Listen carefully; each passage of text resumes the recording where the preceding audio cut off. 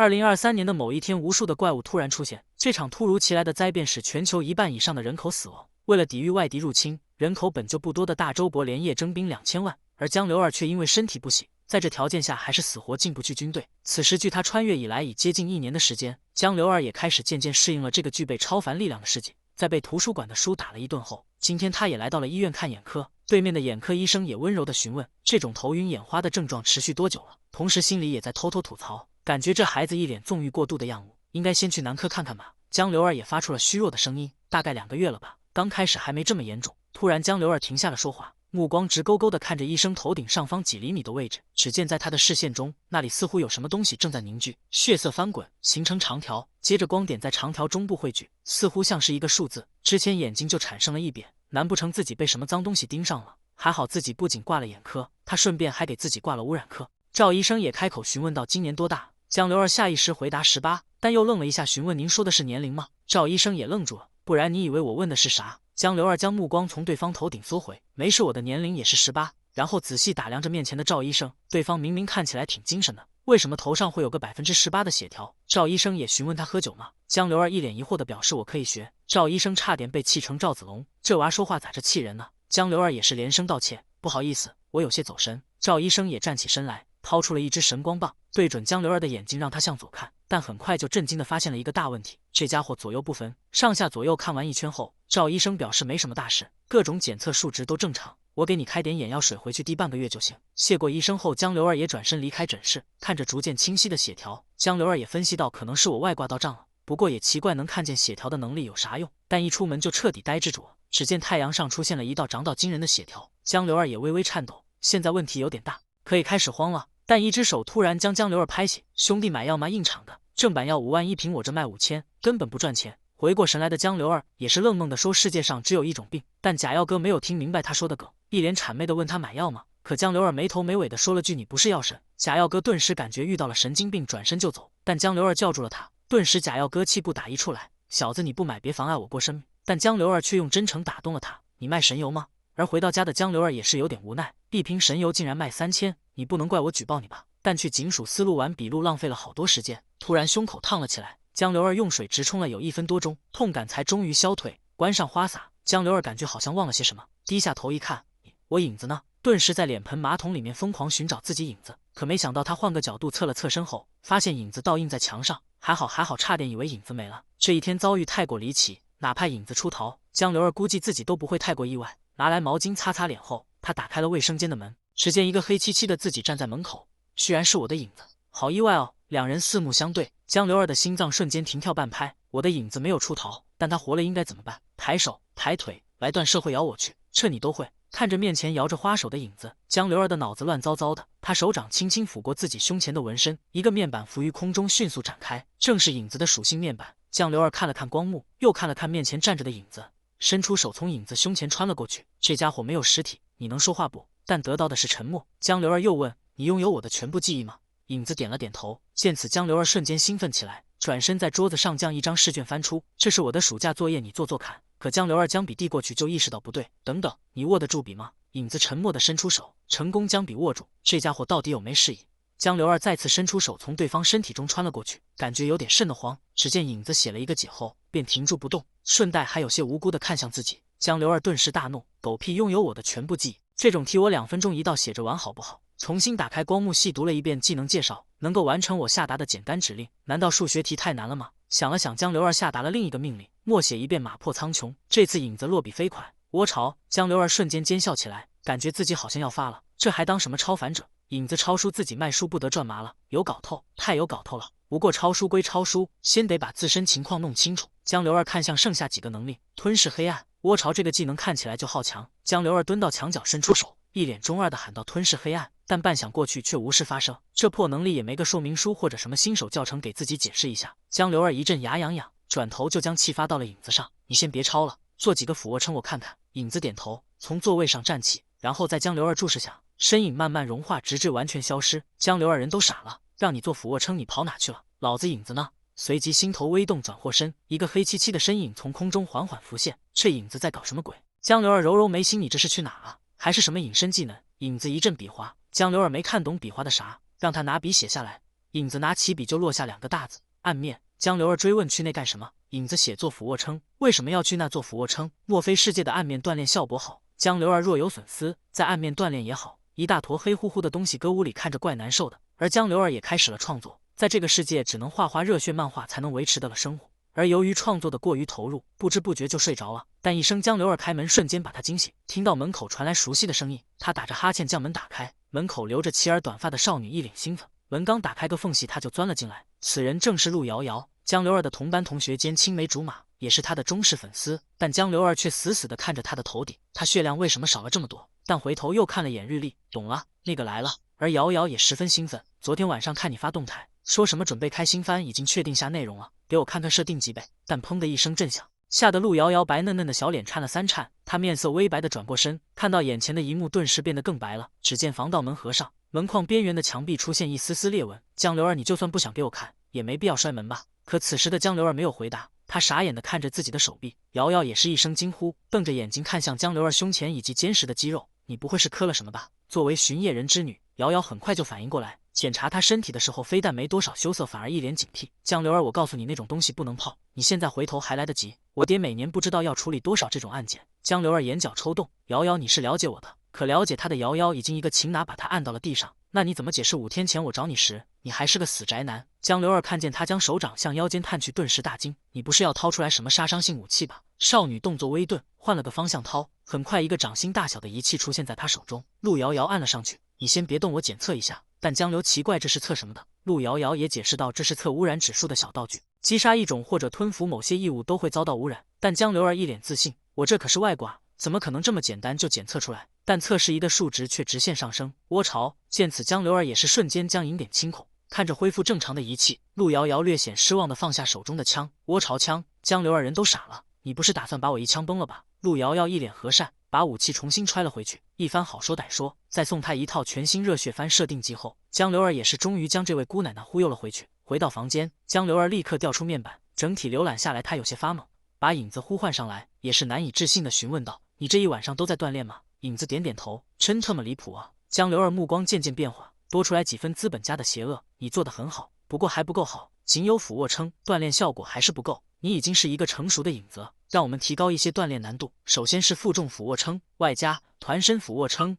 行走平板支撑、单手倒立2指俯卧撑、倒立虎扑俯卧撑、额挺俯卧撑、人体旗帜、阴暗的爬行。让我们开始愉快的锻炼吧。门外偷听的瑶瑶也放下心来，这2天都没有可疑人物靠近，而且看他的样子，好像是真的是在锻炼。不过这样也好。而屋里江流儿也在写日记。1月20日，获得影子的第一天，我今天什么都没做，却不知不觉的就在变强。这种变强方式实在太可耻了，我辈青年岂可安于现状？1月21日，获得影子第2天，今天又玩了1天，但我给影子安排了更多项锻炼，效果非常的好。才2天时间，我的6块腹肌就有棱有角，我现在一拳应该能把陆瑶瑶打死吧？不行，明天还是要努力了。1月22日，今天李叔来了一趟，他也在巡夜司工作，应该没有发现我的异常吧？经过几天的锻炼，我觉得我现在一拳能打死3个李叔10个陆瑶瑶。1月23日，可恶，江流儿，就是获得超凡能力也应该更加努力，打铁还需自身硬，不能就此躺平。1月24日，影子锻炼，我享福。1月25日，影子继续锻炼，我继续享福。1月26日，很好，今天主动做了一个俯卧撑，继续享福。1月26日，今天出了一件大事，影子出现了全新的能力，而我也准备去世界的暗面看看。很快随着引力不断释，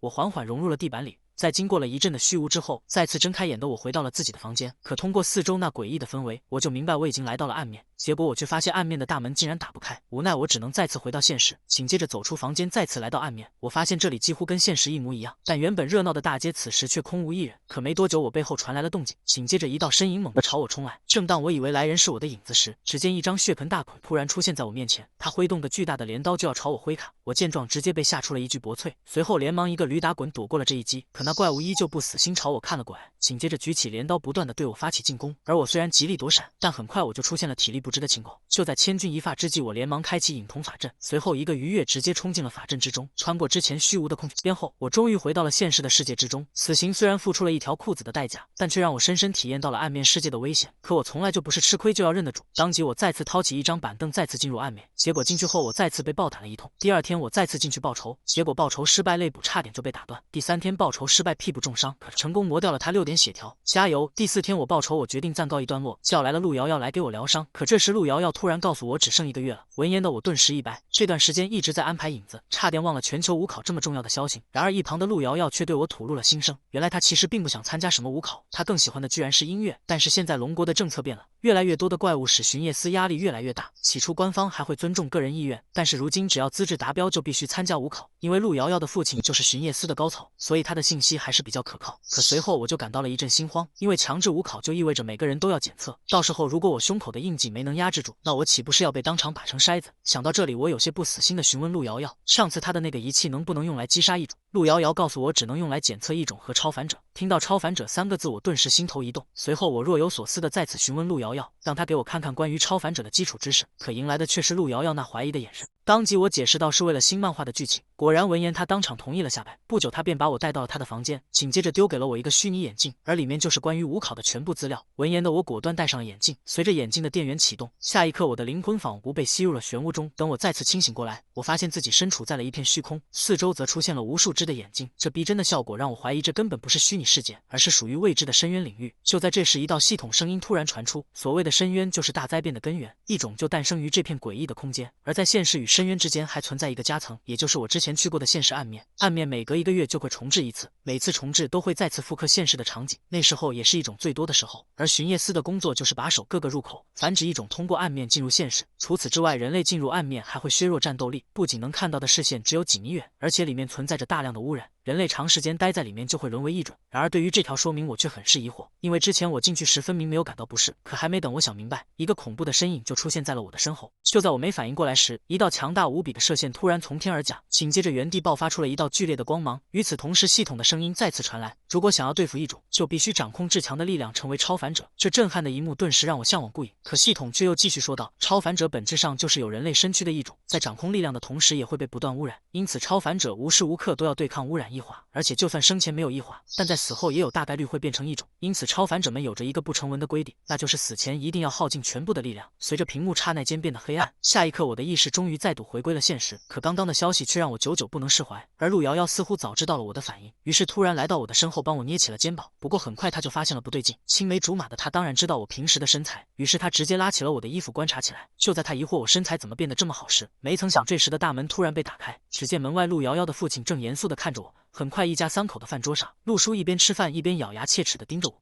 而陆瑶瑶则在一旁不断解释这是误我。眼见父亲根本听不进去，陆瑶瑶便催促着让我一起解释。闻言的我当场举起手中的饮料，叔叔一切都在不言中，我干了你们随意。言罢，我在2人的注视下，直接吨的喝了3大杯。见此情形，陆叔哪里还能忍，当场掀起桌子就要跑回来砍我。而这一切都要从小时候说起，只因我和陆瑶瑶从小一起长大，小时候的她知书达理、善良可爱，而我却是从小就不学好，到处捣乱，甚至经常带陆瑶瑶做一些离谱的事情。虽然我不是十分靠谱，但每次我也都会站在她前面保护她，然后带她做更多离谱的事情。不巧的是，某次被她老爸看到后，他老爸从此就对我产生了警惕，因此绝不会答应宝贝女儿和我同流合污。此时陆叔正一脸严肃地盯着我，随后认真询问我们2人是什么情况。见状我也不再开玩笑，连忙如实回答我们在看有关异种的信息。在得到了女儿肯定的回答后，陆叔这才轻叹了口气，随后他凝重地告诉我，官方之所以不让学生提前接触这些信息，其实也是为了保护学生，因为人心有异，自生成邪，一旦人们知晓后，心里就容易产生破绽，而在当今这些破绽就是致命的存在，因为不是所有人都有抗衡异化的意志力，但凡心中存在一丝裂缝，异种就会趁机夺走你的性命，因此官方才会在五考前进行资质测试，只有通过测试才有能力知晓世界的真相。而且超凡之路比你想象的更加凶险，即便钢筋研发了许多仪器辅助治疗，但每年依旧有许多人陷入失控。闻言的我确实轻声一笑，因为此事我已经有了决定。我笑道，反正今年五考是强制性测试，既然逃不掉，不如放平心态去应对它。况且天塌了还有高个的顶着。闻言，陆叔对我露出了满意的神情。可就在这时，他的电话突然响起，随后里面传来了急切的声音。隐约中，我听到似乎是暗面出现了情况。等陆叔离开后，我也不再停留。在告别了陆瑶瑶后，我转身来到了超市准备进购。本以为这次能了解到我身体的情况，但没想到就只看了些超凡界的基础知识。而且有了这次的事情后，陆叔以后肯定会把资料藏起来，下次估计就再没机会看到我。在帮陆瑶瑶买了一些护理物品后，我拿起一瓶酱油就离开了超市。此时距离考核还有1个月时间，但现在影子的锻炼效果却到了上限，所以我必须寻找新的锻炼方式才行。就在这时，我才发现街上多了许多宣传，大部分都是抗击异兽和巡夜司招人的海报。在联系到今年5考强制扩招的情况，我心中不由得升起了一丝不妙的感觉。但现在的我也没能力接触那些，现在能做的也只有继续锻炼变强。念及此，我突然来到胡同左顾右盼，在确认了4周没人后，我直接发动了影瞳能力，随着地面的法阵缓缓成型，下一刻我就出现在了原地的暗面中。正当我想寻找先前的那只异种时，却发现不远的胡同突然出现了一个血盆。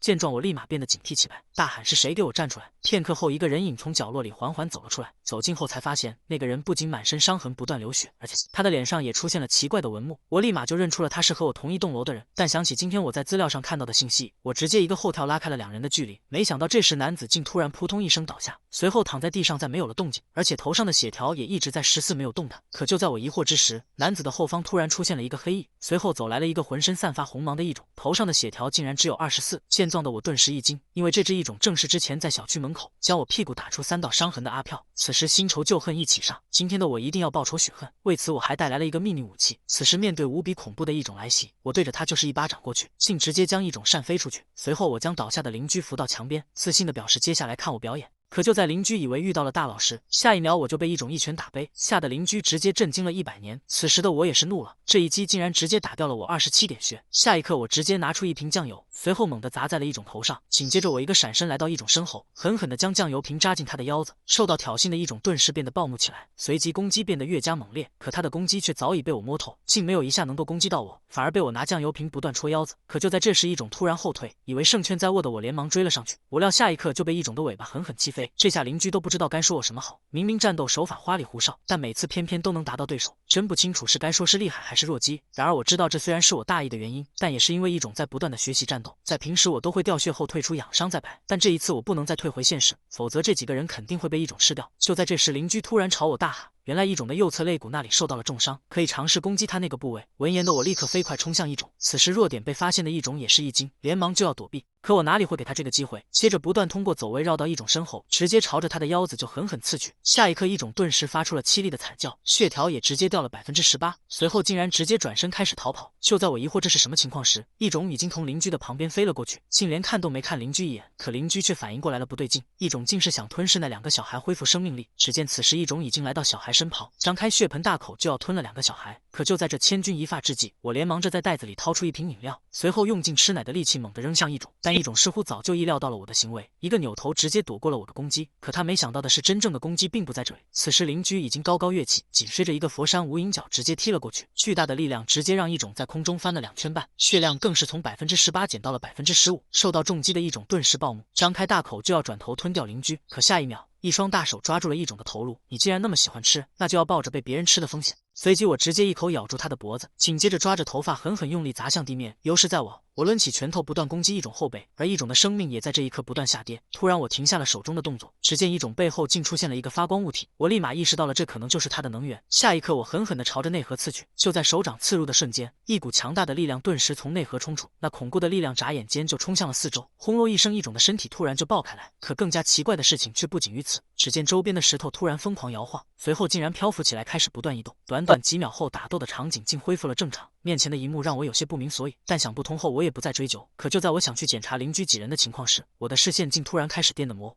突然迷迷糊糊中好像有人喊我，醒来后发现我依旧处于暗面，我这才想起刚刚发生的一切。当时杀完异种后就什么都不记得，突然我对着异种发动了影视，只见一股黑雾缓缓融入我的身体，没等我查看身体详细，这时我才发现了对面的邻居，他现在的血条只有10%，根据系统的血量标准，70%属于轻伤，50%属于伤势较重，30%则是重伤，像他现在10%则属于濒死状态，大概能救活的概率在3成。随后我搀扶他来到墙角坐下，他开口就道出了我不是巡夜司，但似乎没认出我是他的邻居。可就在这时，他告诉我，因为普通人在暗面会不断遭到腐蚀，如今他的视力已经接近完全模糊。说着他又笑了起来，果然不是巡夜司，怪不得打一阶异能都这么费劲。我顿时一脸无语，这家伙会不会聊天？亏我刚才还救了他呢。可下一秒我又觉得他有些厉害，在这种情况居然还笑得出来，心态这么好，怪不得能当巡夜司。但邻居告诉我，他只是巡夜司的文员，虽然他通过了5考最基础的资质考核，但由于意志力太低，只能退出战斗班。即便吃了能增幅异能的药，但也依旧连一个一阶异种都打不过。因此他对我这种有战斗天赋的人十分羡慕。说完，他指了指角落的2个孩子，告诉我信号已经发出去了，其他巡夜司的救援马上就会到来。闻言的我也不再打算停留，不然当巡夜司过来了，我肯定会报我。可邻居却让我不要乱跑，还让我帮忙给5科学院的周主任道个歉，就说是自己辜负了他的期望。对此我却是笑着对他说道：“等你恢复后亲口跟他们说吧，因为他现在还有10%的血呢。如果能得到巡夜司的治疗，那他肯定能够保住性命。”就在这时，远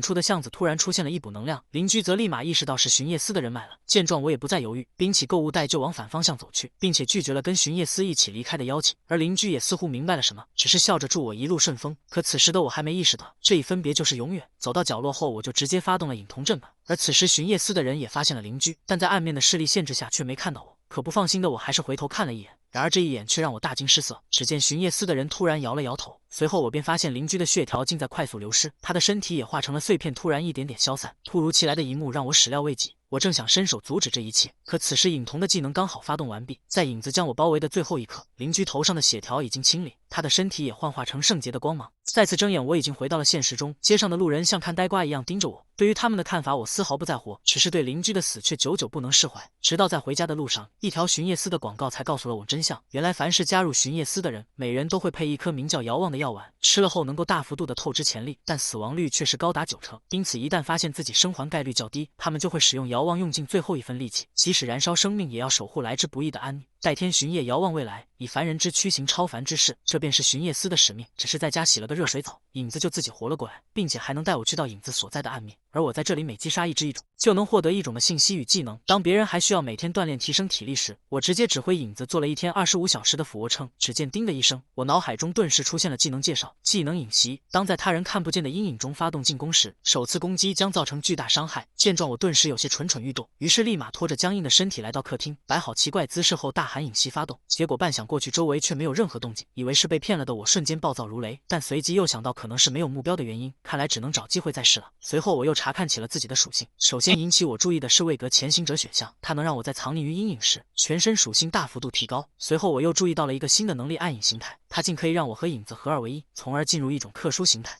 而且在暗影形态下，我将能获得愈合隐匿等强大特性。见状的我顿时双眼放光，特别是第4点竟然能让我直接免死。念及此，我也不再犹豫，直接打算测试一下。只见影子突然从地板中冒了出来，随即我一指抬起，影子也跟着我的动作指尖碰触，紧接着影子开始缠绕上我的手臂，随后缓缓爬上我的脑袋。此时我的眼睛开始发生变换，最后竟是我整个人完全成为了影子。感受着身体源源不断涌出的力量，我突然深深吸了一口气，随后瞬间化成一道闪电飞出。此时的我不仅是速度得到加强，就连力量都达到了恐怖的成绩。在测试完连防御都无懈可击之后，我感觉自己现在至少能打败100个路遥遥。为了不再扰乱市民休息，测试完后我果断解除了暗影形态。接着我将目光放在了位格的栏目上，在点击屏幕后，一条信息出现：你已具备此格位的部分禀权，却并未正式觉醒。开启此位格后将彻底觉醒，但此操作存在一定的风险，但有时候风险也会变成机遇。正在我思索着要不要开启时，是的选项突然自己闪动起来，紧接着从系统面板涌出一团暗黑色的东西，还没等我明白什么情况，黑色的能量瞬间就将我缠绕成一颗坤蛋。不知道过了多久，我再次从蛋中出来，只见此时的我眼冒蓝光，浑身散发着若有若无的怪异能量。就在这时，系统提示再次响起：猎杀者不在猎杀中爆发，就在猎杀中灭亡。你是天生的猎杀者，攻击必定造成伤害，并且一旦敌人达到斩杀线，就必定能够触发斩杀效果，一击击杀，即使是神明也无法避免。并且随着我的凶名越广为流传，我就越能获得更加强大的能力。就在这时，我突然心头一动，我没猜错的话，斩杀就是击杀一种前一种最后阶段出现的红色核心，但现在再加上绝对伤害的能力，如今的我好像真的可以无比。就在这时，我突然感觉有点不对劲，随即快速撕掉身上的绷带。刚刚系统显示开启位格有一定的风险，但现在却发现身体不仅没有任何问题，而且伤口居然已经开始结疤，一些较浅的伤口甚至已经完全痊愈。看来这就是暗影形态带来的效果。但没想到其中的自愈能力竟然这么强大。念及此，我果断发了一个朋友圈。可不料当隔天路遥遥几人看到后，还以为现在的我身负重伤，竟然决定来到我家看望一下我。女孩和男孩在房间里单独待了几个小时，出来时男孩身上全是伤痕，这可看呆了吃瓜二人组。即便他们一直趴门口偷听，虽然他们听到的画面是路遥遥在做酱油，可经过二人的脑补，画面就变得那么不可描述。看到酱油的掐痕后，他们一致认为这就是路遥遥种的草。可没心没肺的江油出来就坐到了沙发上，根本没注意同学看他们的眼神发生了变化。他坐下就开始跟同学吹他是如何赤手空拳的对付80个大汉，完全不理会自己垫长的鼻子和一旁听不下去的陆瑶瑶。陆瑶瑶为了耳根清净，他转身离开。江油，我去趟超市，顺便把你这2件破衣服带出去扔吗？吹得正起劲的江油摆摆手，行，扔了吧。可他忽然又想到什么，转身快速冲向陆瑶瑶，等会我还有东西在衣服里。尴尬的是，就在他要拿到衣服的瞬间，东西就掉下来。更尴尬的是，掉出来的是包姨妈巾。陆瑶瑶满脸无语，死变态，你带这个干嘛？江油不好意思的回道，昨天你不是肚子疼吗？去超市时我就好心给你带了一包，准备给你个惊喜。同学立即拿出手机拍照，心想这个瓜要跟全班同学一起分享，他们绝对有事。这种事只有很亲密的情侣才会做。江油还捡起后恭敬的放到陆瑶瑶手上，自信的说道，来拿着，以后有需要随时跟我说。此时陆瑶瑶的心情不亚于她手中的姨妈巾，她羞红着脸大声对江油吼道，不需要，然后直接把姨妈巾甩到江油脸上。江油看着气冲冲离开的陆瑶瑶，只感觉一股的莫名其妙。同学看看这瓜已经吃不下去了，也是挥挥手离开，只留凌乱的江油呆愣在了原地。既然感情只会影响我拔刀的速度，还不如我加强修炼，让自己的刀更快一些。江油伸出右手发动影瞳，影子还没具现时，紧接着发动暗影，影子迅速的爬上江油的身体，跟他融合。没人打扰，愉快的修炼开始了。来到暗面，江油就感觉浑身都有用不完的劲，血条也在以肉眼可见的速度恢复。独自修炼开始，他双手着地，再把身体抚到地上，手轻轻一用力，把整个人弹射而起，后背狠狠砸在了天花板上。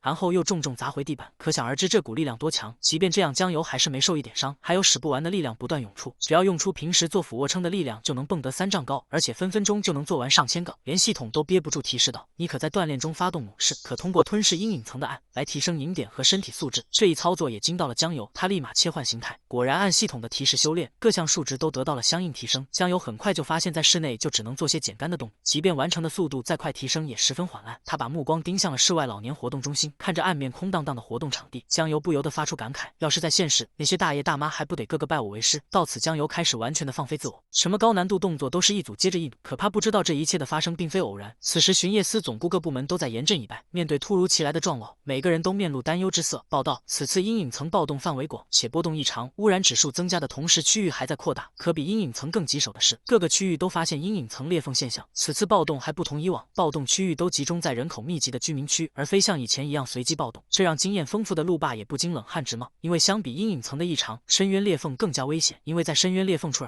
都是些强如神明的哥斯拉。忽然，角落的一个声音打断了会，仅仅只是怀疑，我要就跟天塌下来了一样。何况我们早就做好了战斗准备，不是吗？此人正是江油的李叔，他同样是有着多年战斗经验的前辈。李叔的一番话，确实让未经世事的年轻人们放下了些许恐惧。陆霸也掏出来一包马赛克，准备放松一下，可放到嘴边才发现，这马赛克的味道不对，已经早被陆瑶瑶换成了嘎嘣脆的。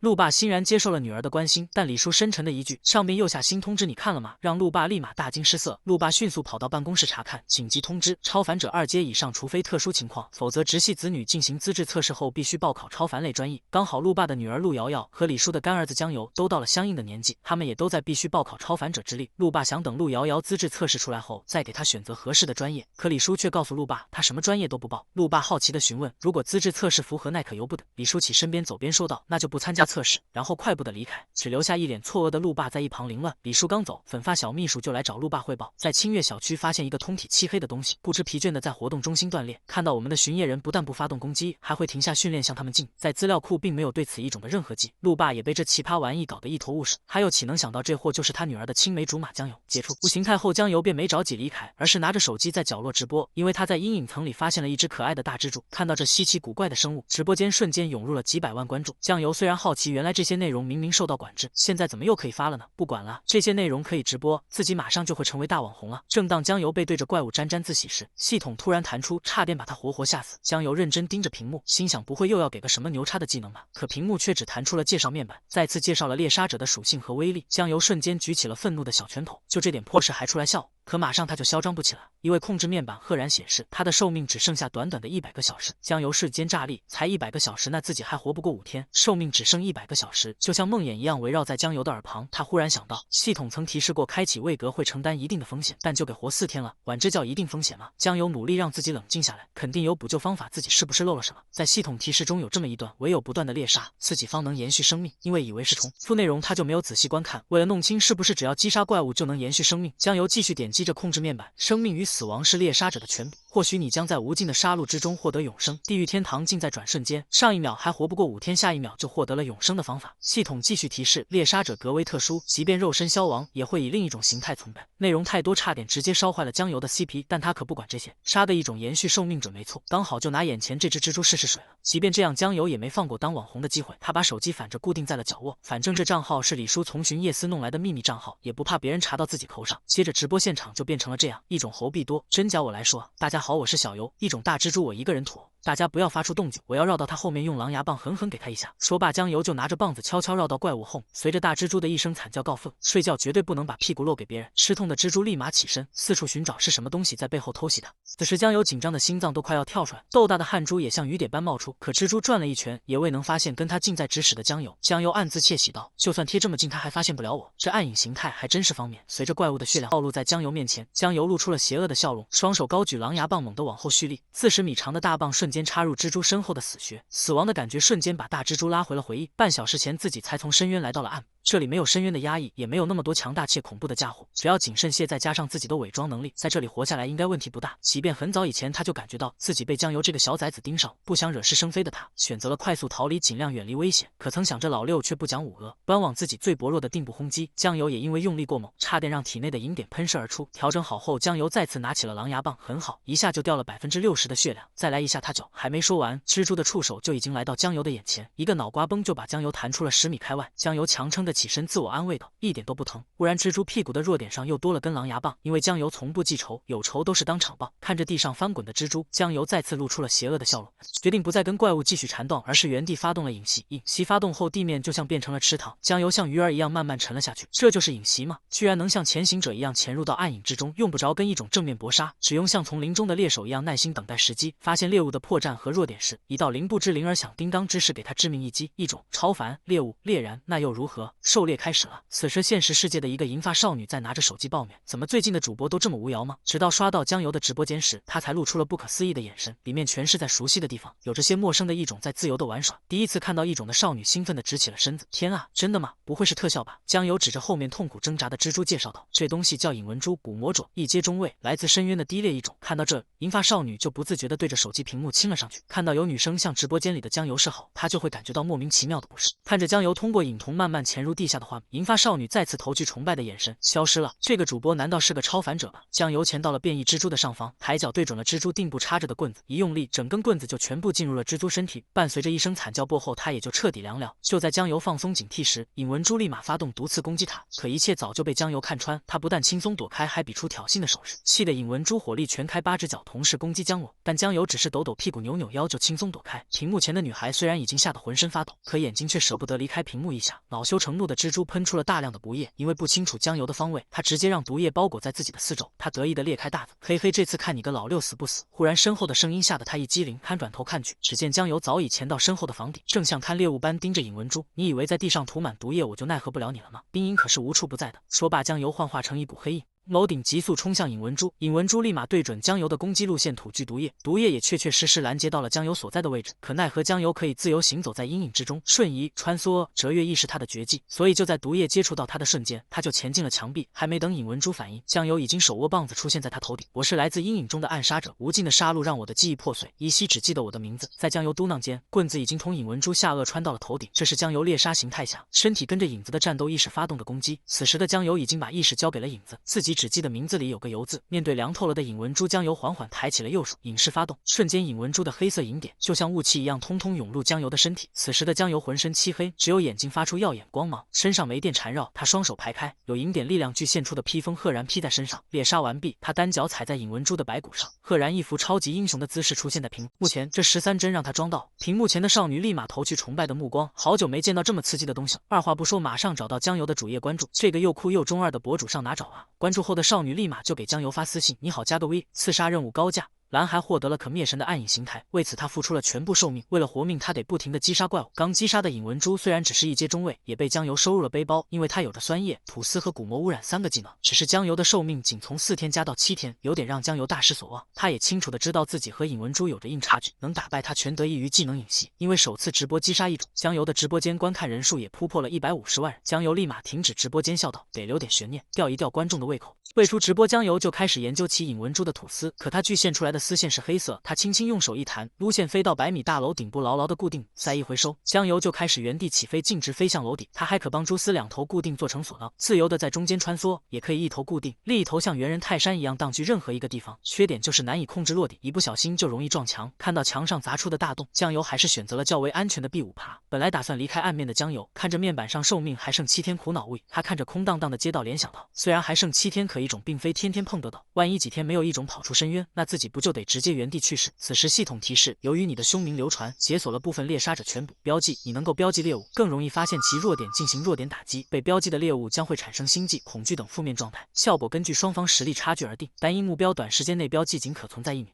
提升凶名或位格将强化此能力，但请注意发动标记将消耗一定精力，而且可能会暴露位者或惊扰猎物，请谨慎使用。追猎标记的猎物时，你将获得敏捷力量加持，追猎成功你的某项属性或能力也将获得随机提升。追猎不但无消耗，且还能与标记持续时间相同，请在追猎时间内将猎物击杀，提升凶名或位格，强化此能力。对于为什么会凶名流传解锁全笔，江油是摸头不着脑，难道是因为刚才的直播？如果真的是这样，想到这里，江油开始欣喜若狂，猎杀异种、捡视频赚流量、解锁新技能，这一套操作下来，无论是超能力还是超能力都是嘎嘎上塔。此时刚好远处传来了怪物的声音，江油忽然就来了加班的情志。江油向怪物嚎叫的方向发起了标记，虽然距离甚远，可怪物的弱点立马变成红色光点暴露无遗。江油瞬间转换为猎杀者形态，继续前行于黑暗之中。第二天，看得满身带伤的江油还是质问道：“你对我老实交代，你又去干什么？”江油含糊其辞地回答道：“我是去当英雄啊，小姑娘家家不懂不要说话，是吗？你见哪个英雄天天挂彩，没点本事还学人逞呢？”说完，一坨满是酒精的棉球就使劲塞进了江油的鼻子。江油自言自语地说道：“这点伤我用暗影形态分分钟就能治好，这不是故意留着让你帮我上药的吗？”看到江油暗自嘀咕，陆瑶瑶就知道这小子肯定憋着坏，你一个人嘀咕什么呢？眼看不妙的江油立马分散陆瑶瑶的注意力，不知道最近有啥有趣的电影没？我们去看看。陆瑶瑶拿着手机划拉半天回道：“都是烂片，没啥好看。不过最近有UP主挺有意思。”这倒忽然勾起了江油的兴趣，他不自觉的就凑到了陆瑶瑶身边。可曾想陆瑶瑶说到UP主居然是自己，江油差点没被一口水呛死，心想他应该不认出自己吧。陆瑶瑶一脸嫌弃：“你怎么了？看人家帅也不用这么激动吧？”江油忽然变得语无伦次：“你是什么时候看到他的？也是这2天直播杀异种上了热搜才注意到他。”江油继续套陆瑶瑶话：“不过公布这些超凡知识不犯法吗？陆叔叔他没说什么吗？不宜公开的是核心知识，对于这些基础中的基础影响不大。”陆瑶瑶忽然挽住了江油的手腕：“你不是对超凡很感兴趣吗？你可以关注一下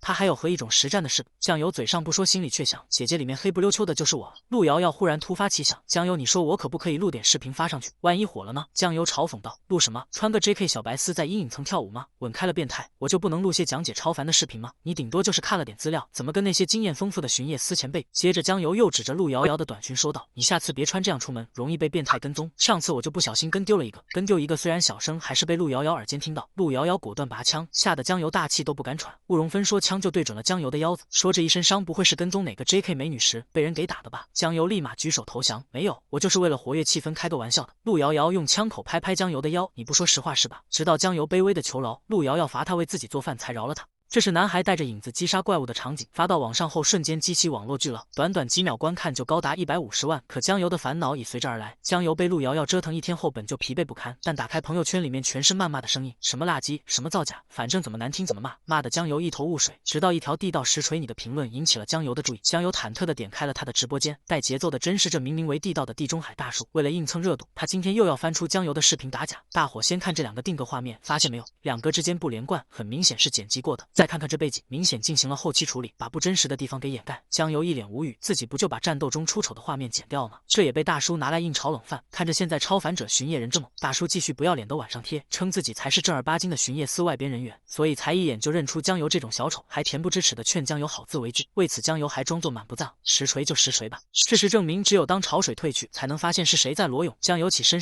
懒腰，既然说我视频是假的，那我就再去猎杀一只异种，顺便多挣点寿命。不过在这之前，我得把地道内不要脸的家伙安排的明明白白。说罢，江油就发动了影瞳，一个天生的猎杀者，令敌人胆寒的噩梦岂容你恶意诋毁。进入暗影形态后，江油拿出了危险摄像头放在胸前，他来到制高点开始寻找猎物，可这2天怪物都被他打怕了，的确有点不好找。忽然角落的异洞引起了江油的注意，里面居然躲藏着一只怪物，这老六躲在这里肯定也是想偷袭别的异种。螳螂捕蝉，黄雀在后，你是老六，江油就是666。江油提着狼牙棒来到天台，心想作为猎杀者出场方式必须帅，可他刚迈出左脚就被定住，这个高度下去，就算不死也得调半管洗，帅不帅以后再说。稳点，别了，还是乖乖走楼梯保险。运气不错，进来不久就在角落里找到了潜伏的猎物。江油掏出了早已饥渴难耐的大黑棒子，此时的怪物已经隐藏得很好了。在这安静的街道上，除了半个身子和整个脑袋露在外面外，完美的把屁股藏到了隐蔽处。江油潜到怪物的身后，对着他发动了标记。被标记后的怪物弱点在江油面前暴露无遗，而且还会瞬间感到莫名的恐惧。惊慌的怪物已经顾不得危险，像无头苍蝇一样跑到大街上寻找恐惧的根源。江油看准机会，举起了大黑棒子，把力量集中到了右手，以迅雷之势从地下向怪物发动他的成名绝技千年杀。失痛的怪物仰天怒，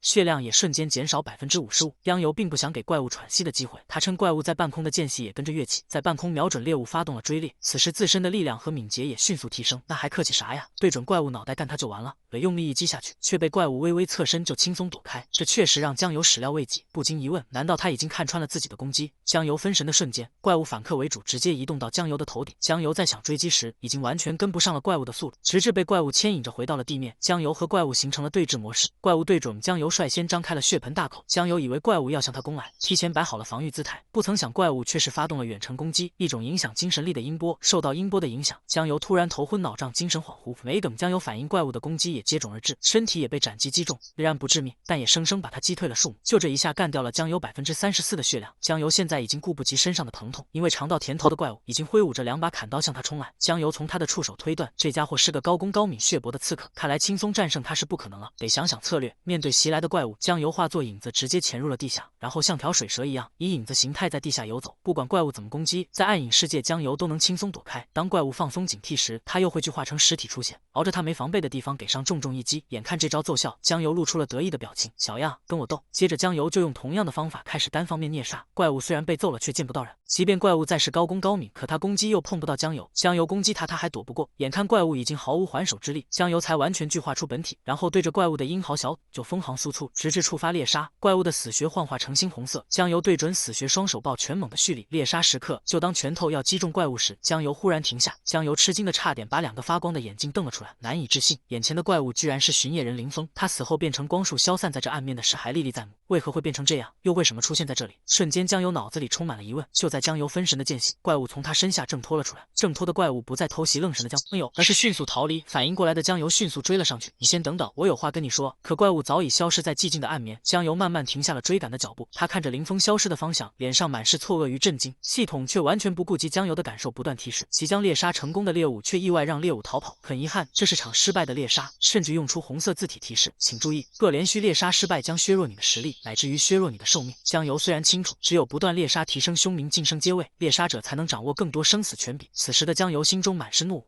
觉得人生不过如此，在猎杀还是不猎杀中犹豫不决。系统看到他的消极不断在他耳边回响，那你就等死啊！等死2字更是不断循环。江油一拳狠狠打在系统提示屏幕上，大声向他吼道：够了，我知道，劳烦你闭嘴。江油的脑袋就像要炸开似的，昔日为了救人而牺牲的英雄，最后怎么就会变成了怪物？江油不知不觉就走到了镜子面前，看着镜中的自己，他陷入了沉思。我此后也会变成怪物吗？那是否还会保有生前的记忆？江油突然恍然大悟，既然一切都是未知，那我还担心个鸡毛啊！他不自觉地捏紧了拳头，我必须不断地猎杀下去。之所以我会有这么强烈的情绪，只因为我还活着。江油通过定位来到了荒地，因为据报道这里经常有一种出没，虽然这里是不愁找不到怪物，但就是有点麻烦。江油的慢慢的翻找，因为这里的怪物胆小，全都躲了起来。不过周围轻微的风吹草动，也逃不过暗影形态下的江油。江油循着轻微的声音来到了一栋楼顶，果然看到一个正在干饭的牛头人面兽，看来他挺强啊，居然没躲起来，还在悠闲自得的在天台干饭。眼尖的江油发现他的腿似乎受伤严重，而且血量已大残。江油再次露出了自信的笑容，好机会，这次绝对不能失手。江油从背后悄悄地靠近怪物，本打算搞个偷袭，他才靠近了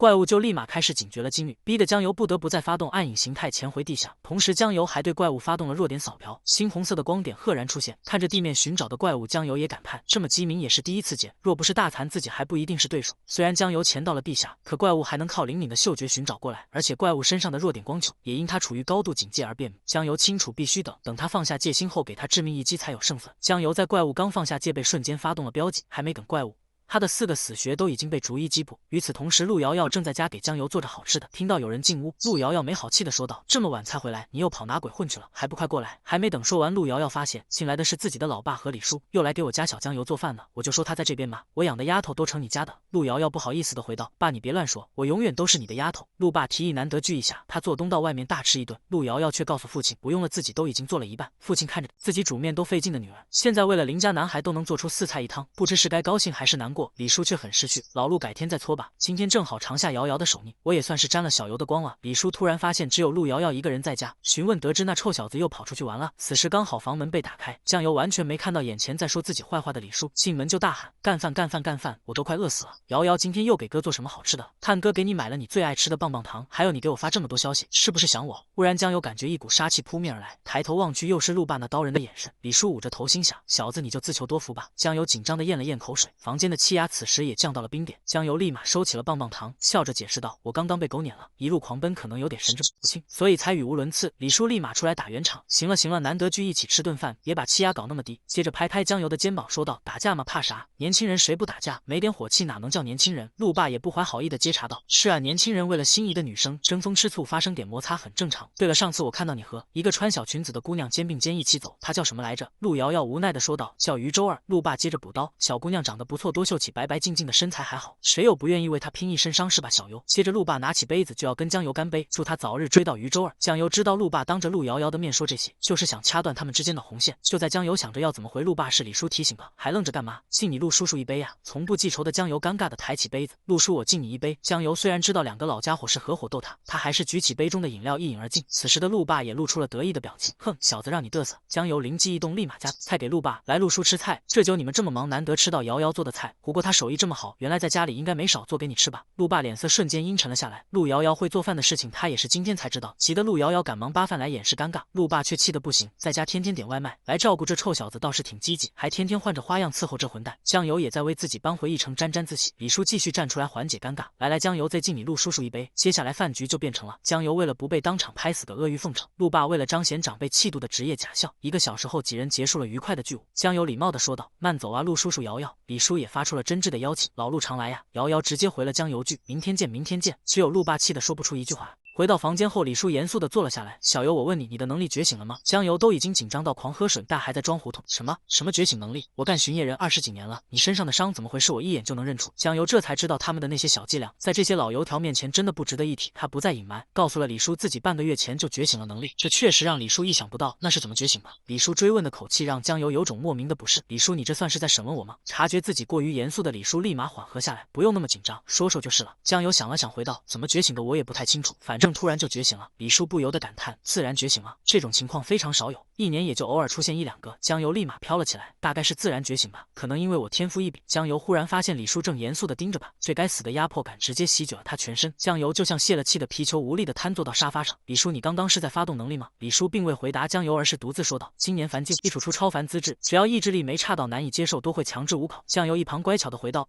瑶瑶和我说了，近年巡夜司压力很大，伤亡逐年飙升，我想给你走个后门，不参加5考，做个普通人。酱油不可置信地看着李叔，走后门这事可以随便说的吗？李叔让酱油几大学府随便挑，喜欢画画进个艺术学院也可以。酱油看李叔这么牛叉，直接过分地说道，不上学直接拿毕业证可以吗？李叔一大耳光就呼在酱油脸上，还可以上天呢，你去不去？恢复平静后，李叔慈爱地告诉酱油，去岭东学府吧，那里学习氛围不错，毕业后我再给你安排个稳定的工作，然后和瑶瑶安安稳稳地过日子。说完，李叔慈祥地看着酱油，酱油却不甘于平凡，李叔我还想试试成为超凡。李叔立马开启暴躁模式，怒吼道，不行，这事你就得听我的。李叔，我是认真的，危险到哪里都有，再说你也不能照顾我一辈子是不是？可超凡世界比你想象中要危险得多，不想让你以身犯险。两人面面相觑，各抒己见，都互不相让，最后还是李叔先妥协。好吧，看你真的了解之后会不会后，总之大3之前想反悔随时来找我。说罢，李叔挥挥手就准备回家，酱油还在后面说着风凉话。我说李叔，你以后就别再搞那些歪门邪道。可李叔刚走几步又被酱油叫，李叔，我在瑶瑶给我的资料上看到，说超凡者死前要耗尽力量，防止污染外泄异化成为异毒。那有没有一种可能，就是人已经死了，力量也耗尽，但还是转变成了异毒？当然，能力特殊或存在外物干扰，都可能出现你说的情况。忽然李叔话锋一变，你小子问这个做什么？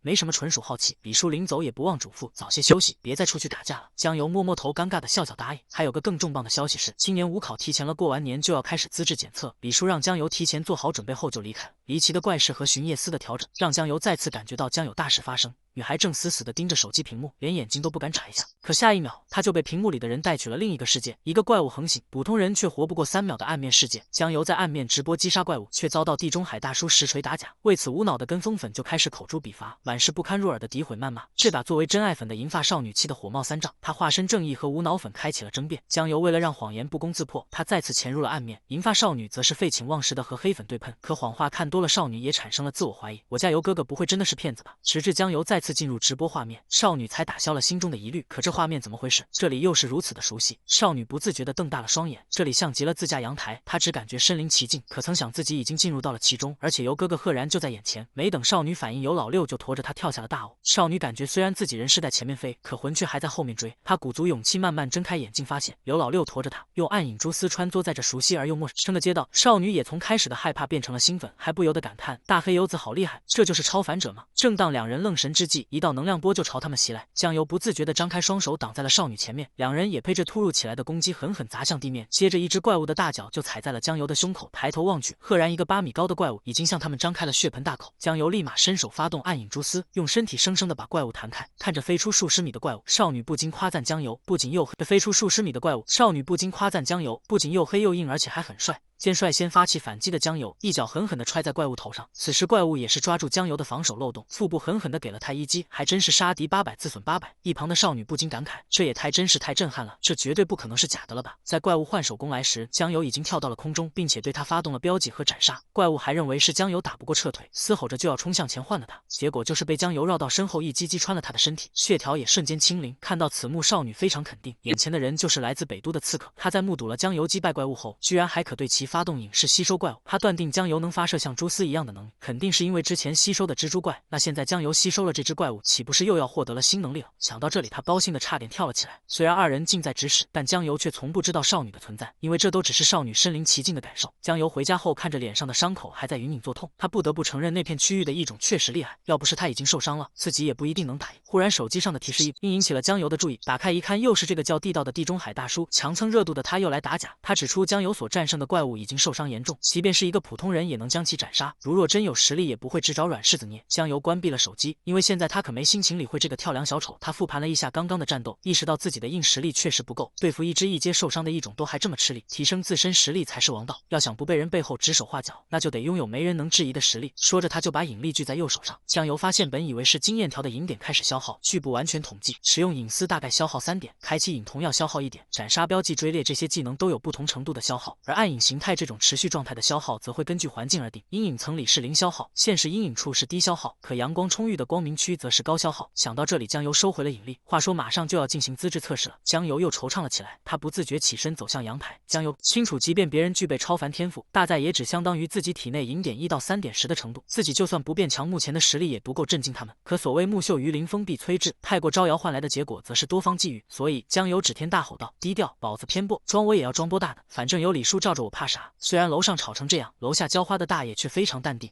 这娃指定有点毛病，每天一小风，3天一大风。虽然江油只能活12天了，但他还是决定拿出1天放松一下。他跟陆瑶瑶和几个同学逛逛街，可他却低估了女生的逛街能力，说好的就逛1个钟头，可一晃1上午就过去了。江油彻底崩溃，再这样浪费生命，我活不了几天了。大过年的不要开这种玩笑，不吉利。江油低声嘀咕道：我没开玩笑，不猎杀我就快死了。虽然小声，还是被一旁的小胖听到，吓得他满脸惊恐。还好此时陆瑶瑶他们买好东西出来，才缓解了这紧张的气氛。可离开的4人却还不知道，一股黑色的雾气已经跟上了他们。男孩非要请同学吃大盘，可女孩只是看了眼菜单就被吓得瑟瑟发抖。菜单里尽是蒜蓉生蚝、清蒸生蚝、烤韭菜、清蒸牛鞭等大补之菜。江油熟练的拿起菜单点到烤面包、酱油炒饭、蛋花汤，还有这些炒素菜。一旁看戏的陆瑶瑶心想，都点些什么呀？原来点的都是些普通菜，我还以为他要点。没等陆瑶瑶多想下去，江油就合上菜单跟服务员说道：刚才我说的这些都不要，其余的各上1份，生蚝刺身要最大最新鲜的。陆瑶瑶看着满桌子的菜，心想还真是江山易改，本性难移。看到生气的陆瑶瑶，江油立马加了个最大的生蚝递给他，别生气了，这个最大的点语。忽然手机里的信息打断了他们，原来是五考检测的时间又提起了。同学们也纷纷看着手机感慨，不但是强制五考，还接二连三的提前，看来今年就别想安心过年了。江油拍着小胖说道：别担心，你的资质肯定过不了筛选。小胖虽然心里已经问候了江油的祖宗千万遍，但嘴上还是客气的说道：我谢谢你哦。小胖也讲出了自己的童年遭遇，他7岁时曾被一只异种小鬼缠上，虽然异种已经被消灭，但自己也染上了病症和挥之不去的心理阴影。江油无情的嘲笑道：你那就是怂，要我当场就把那一种干废了。陆瑶瑶立马打断：你以为所有人都跟你一样神经大条啊？不过逃避心理、鸵鸟心态，这是大部分人都会有的状况。即便表面上看着大家都跟没事人一样，其实一种留下的心理阴影始终存在。陆瑶瑶话音刚落，瞬间活跃的气氛也变得无比寂静。江油第一个没心没肺的说道：行了，别阴沉着脸，来干杯。说罢，江油就率先举起了水杯。忽然报警铃声响起，众人纷纷都望向了铃声响起的方向。陆瑶瑶忽然变得脸色阴沉，是污染探测器的报警声，是一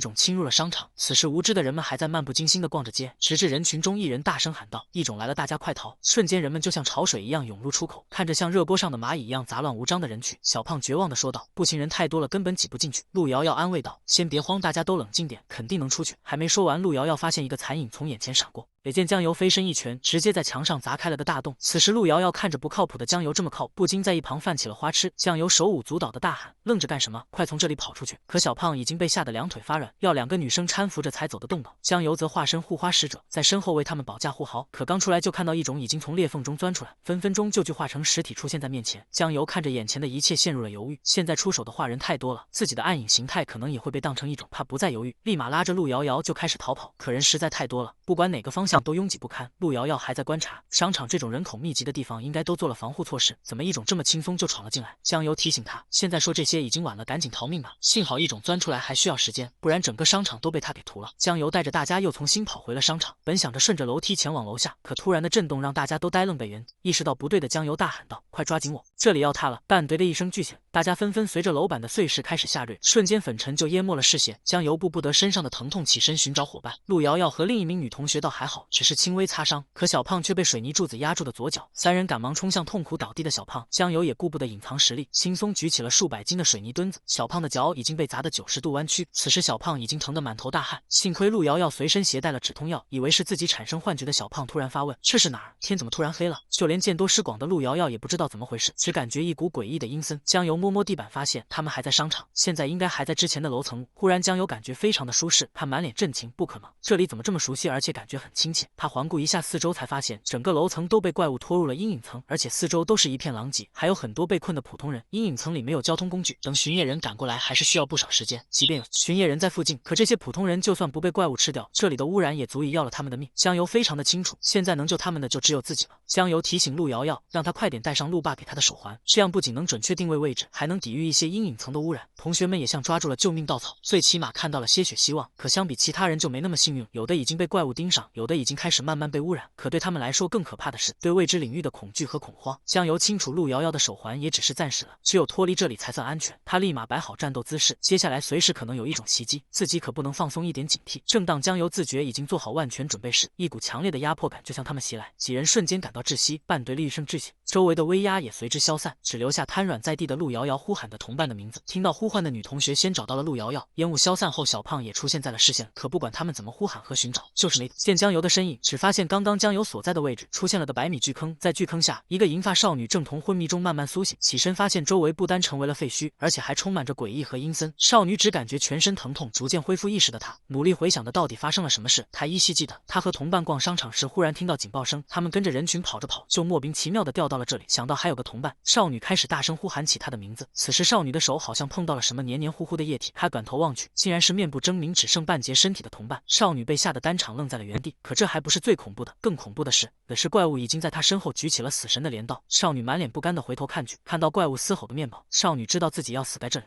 原本以为远在天边的灾难居然已经近在眼前，她多希望自己是电视里的女主，而此时自己的王子能出现救下自己，可现实又怎么可能呢？女孩闭上双眼，默默地等待着死亡。怪物的镰刀划破了寂静，血液滴下的滴答声清晰可听见，滴血的声音。少女不相信地揉了揉眼睛，眼前赫然是个黑大个挡在了她身后，接住了怪物斩向自己的镰刀。江油用力一甩，怪物就被弹出了数米远。女孩盯着眼前的黑王子，流下了激动的泪水。江油对着怪物发动了银爪形态，此时他不当拥有吞噬能力，杀伤力也大幅度强化，并兼具高机动性。还没等怪物反应，江油已经快速移动到他的头顶，肉眼根本跟不上江油的攻击速度，只能看到一缕缕怕留下残影。怪物才刚接触，还没等发动攻击，就被江油击飞，只有用利爪插入地下，怪物才勉强的让自己的身体停下。怪物喘着粗气怒视着江油，女孩看着如此强悍的江油，都已经想到两人以后孩子叫啥。江油要再次攻击时，却被女孩叫住，放回阿吃的他显然已经忘记了还身处危险，上去就开始动手动脚。江油好心提醒他白丝花了，他却娇羞的回道：“讨厌了，油哥哥你看哪里了？”搞得江油这老直男都不好意思。接着他又话锋一转说道：“不过油哥哥喜欢的话，我可以回家换上新的给你看哦。”此话一出，江油立马来了兴趣，通黑的身体都无法掩盖他流出的哈喇。真的吗？嗨丝怎么样？别说嗨丝了，不穿都可以哦。搞得一旁的怪物一头雾水，这是被无视了。他怒吼着好劲的耍，我们正在你死我活的战斗，你们能不能尊重一下我？江油这才从幻想中反应过来，撕不撕的待会再说，我先去灭了他。看着又黑又硬的江油，女孩再次泛起了花痴。江油则化作暗夜的幽灵，慢慢潜入了地下。灭杀时刻开始，怪物看着江油突然消失在地面，满是疑问和不知所措。就在怪物愣神的瞬间，江油的蛛丝已经穿透了他的脑袋，顺势一拉，就像钓鱼一样，怪物就被拉到了空中。江油瞅准时机，一跃而起，对着毫无防备的怪物发动了迎爪。打完收工，一套动作一气呵成，行云流水，只是力道和精准度差了点，不然直接就是秒杀了。江油转身再次冲向怪物，准备给他的痛快。忽然两道攻击袭来，足足把江油击退了数米远。江油看着眼前的一幕，瞬间吓出了一身冷汗。又来了2只怪物，加上刚刚的大残，现在是3只，那就有点不好对付。江油在思考，是逃跑呢，还是逃跑呢？还是得快速逃跑时，一旁的小姐姐对他大喊道：“油哥哥加油，嗨丝嗨丝！”江油瞬间漆黑的身体变得通红，也有了毁天灭地的自信。最好的防守就是进攻，他找准一个怪物就迅速出击，被一旁的同伴看穿，江油只能依靠蛛丝狼狈逃走。直到江油身体腾空无法躲避，另一个已经在空中摆好架势等着他，江油只能迅速收回蛛丝，把他捆绑在攻击他的怪物触手上，然后以他做支点，忽然的向怪物发动迎爪袭击。江油抓住机会化被动为主动，一击就挫伤2只怪物，自己还跳出了伏击拳。就在他扬背的江油根本来不及躲闪，肩膀被怪物触手狠狠击中，真是大意失荆州。江油一个后踢让自己高高跃起，迅速跟怪物拉开距离。还好江油暗影形态下自带治愈功能，但怪物会打配合确实很棘手，自己最多也就能牵制2只，这样打下去根本没有胜算。他立马发出蛛丝，想用开始的方法先干掉1只，可曾想即便是背后偷袭，也被怪物歪歪头躲过。江油立马感觉不寒而栗，怪物不仅能打出完美配合，还能轻松识破他用过的攻击。就在他犹豫的瞬间，3只怪物已经配合的冲向他。江油看着他们组合着的攻来，本想潜入地面躲避，可他们的动作实在是太快，根本没给机会，自己只能被动挨打，血量更是以肉眼可见的速度减少。江油清楚再不做出反击自己就没了，可怪物的攻击和配合毫无破绽，那就只有自己迈出破绽，引诱1只靠近自己吧。江油挑了只血量最少的，把后背露给他。就在他攻击的瞬间，江油转身，同时发动了标记和追力。现在自己的凶名已经提升，不但提升了标记时潮，恐惧效果更是能暂时使怪物丧失思考能力。当1只怪物失去了思考能力，那无懈可击的配合也就不复存在。江油瞅准时机，直捣黄龙，完全没给怪物反应，就已经捏住了他的内核，再来一个斩杀，怪物连叫的机会都没有就已死去。系统立马提示追猎成功，暗影形态得到加强，并提高自身愈合速，再次开启暗影形态，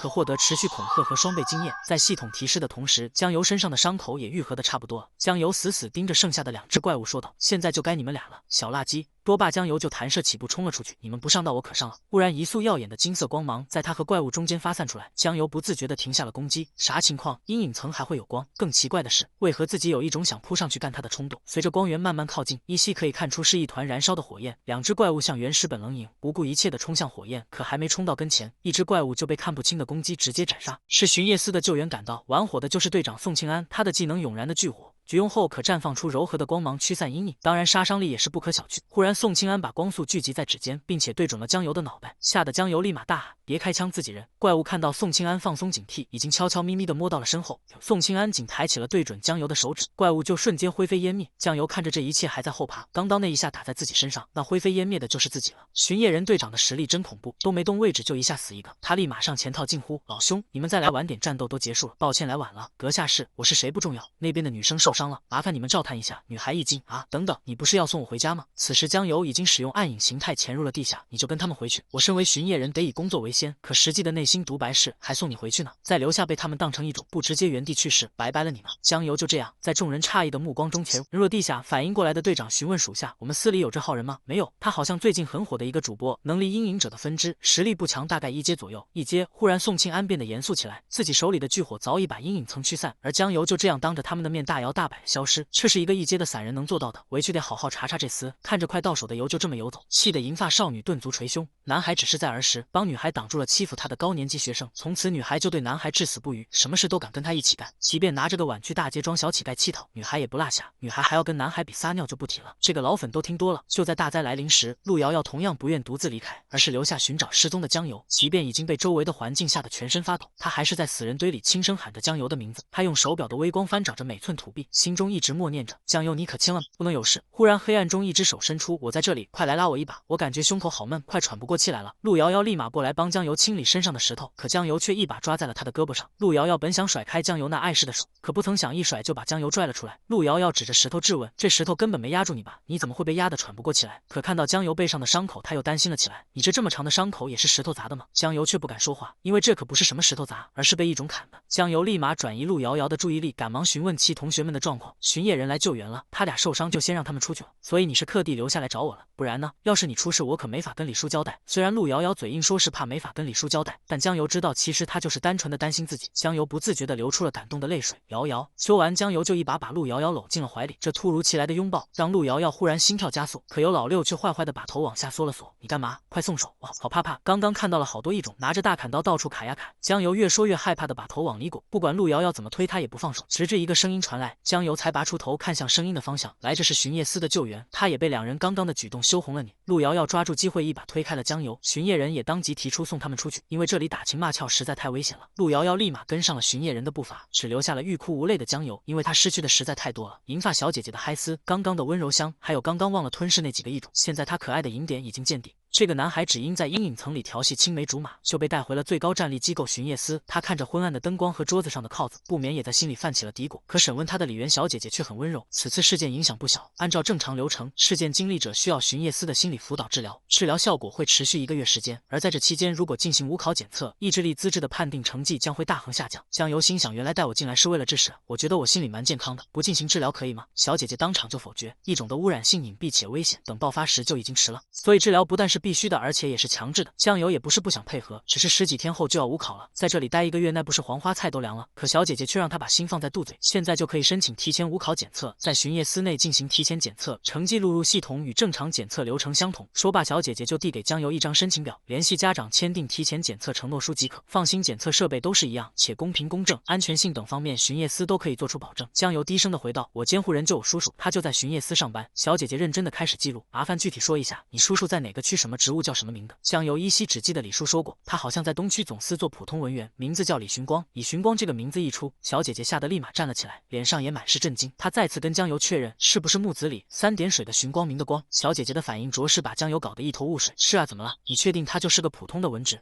难道不是吗？等等，他不会是要帮我走后门的事暴露，现在已经被革职查办了吧？小姐姐也是被江油的脑回路惊到，立马摆手表示当然没有。说罢，她就转身告诉江油，我还是直接带你去见他吧。江油看着这里富丽堂皇的大厅和巡夜人训练的影像，他不由得张大了嘴巴。这就是巡夜司总部吗？果然是不同凡响。忽然一个声音让江油瞬间紧张了起来，迎面走来的两人正在讨论调查刺客游的话题，好在他们目前还没任何头绪。察觉异样的小姐姐立马回头询问江油，江油不好意思的挠挠头说道，第一次来巡夜司有些紧张，可心里却是在想，麻烦了，他们要开始调查我了。不一会，小姐姐就把江油带到了接待室，还让江油先进去休息，她去找李巡使过来。江油进去后发现里面全都是老熟人，可他们却对刚刚进来的自己视而不见，而是在谈论着什么。见陆瑶瑶猛然起身，激动地问道：“真的？你真的遇到那个刺客游了？”银发少女却显得很骄傲：“当然了，他还救了我的。”两人还在津津乐道地讲的刺客游的故事。陆瑶瑶看到江油进来，也只是顺便指了个位置让他坐下，然后迫不及待地让小迪接着讲：“我看到刺客游和10个异种拼杀，只见他气定神闲，刀光剑影中瞬间将一只异种斩杀。就在异种被杀得无力招架的时候，巡夜人赶到，游哥哥便消失于暗影，深藏功与名。论讲故事还得是小迪，把陆瑶瑶听得一愣一愣的。只有作为当事人的江油心想：我怎么不知道自己有这么厉害？忽然，江油的目光被一股神秘的力量吸引，无自觉就瞟了过去。江油暗下决心，那看在袜子的份上，我就原谅你了吧。一旁的陆瑶瑶却认真分析着这个刺客游。话说这个刺客游到底是什么身份？听你说的不像是巡夜司的人。小迪觉得他肯定是个学生，虽然他出现时身体通黑，但感觉就跟我们年龄相导。最关键的是他喜欢看女孩子的腿，直勾勾的丝毫不加掩饰，就像对小哥哥一样。这眼神还有流口水的样子，简直一模一样。江油忽然惊出一身冷汗，不是因为怕他们认出自己，而是只见陆瑶瑶已经揪着江油的头发，举起拳头大吼道：“死江油，你真是死性不改！”人没整，拳头落下，大门就被突然砸开。陆爸气喘吁吁地问道：“没事吧？听说你们被拉进阴影层了？”陆瑶瑶拉着江油的大脸回道：“我没事，这家伙也没事，就只是这家火皮又痒了。”理亏的江油只好一旁不好意思的陪笑。陆爸看两人没事，这才放下悬着的心，并让他们跟自己来一趟。陆爸叫他们来是想告诉他们，受到这次事件的影响，他们要提前进行资质检测。说到这里，陆爸不自觉的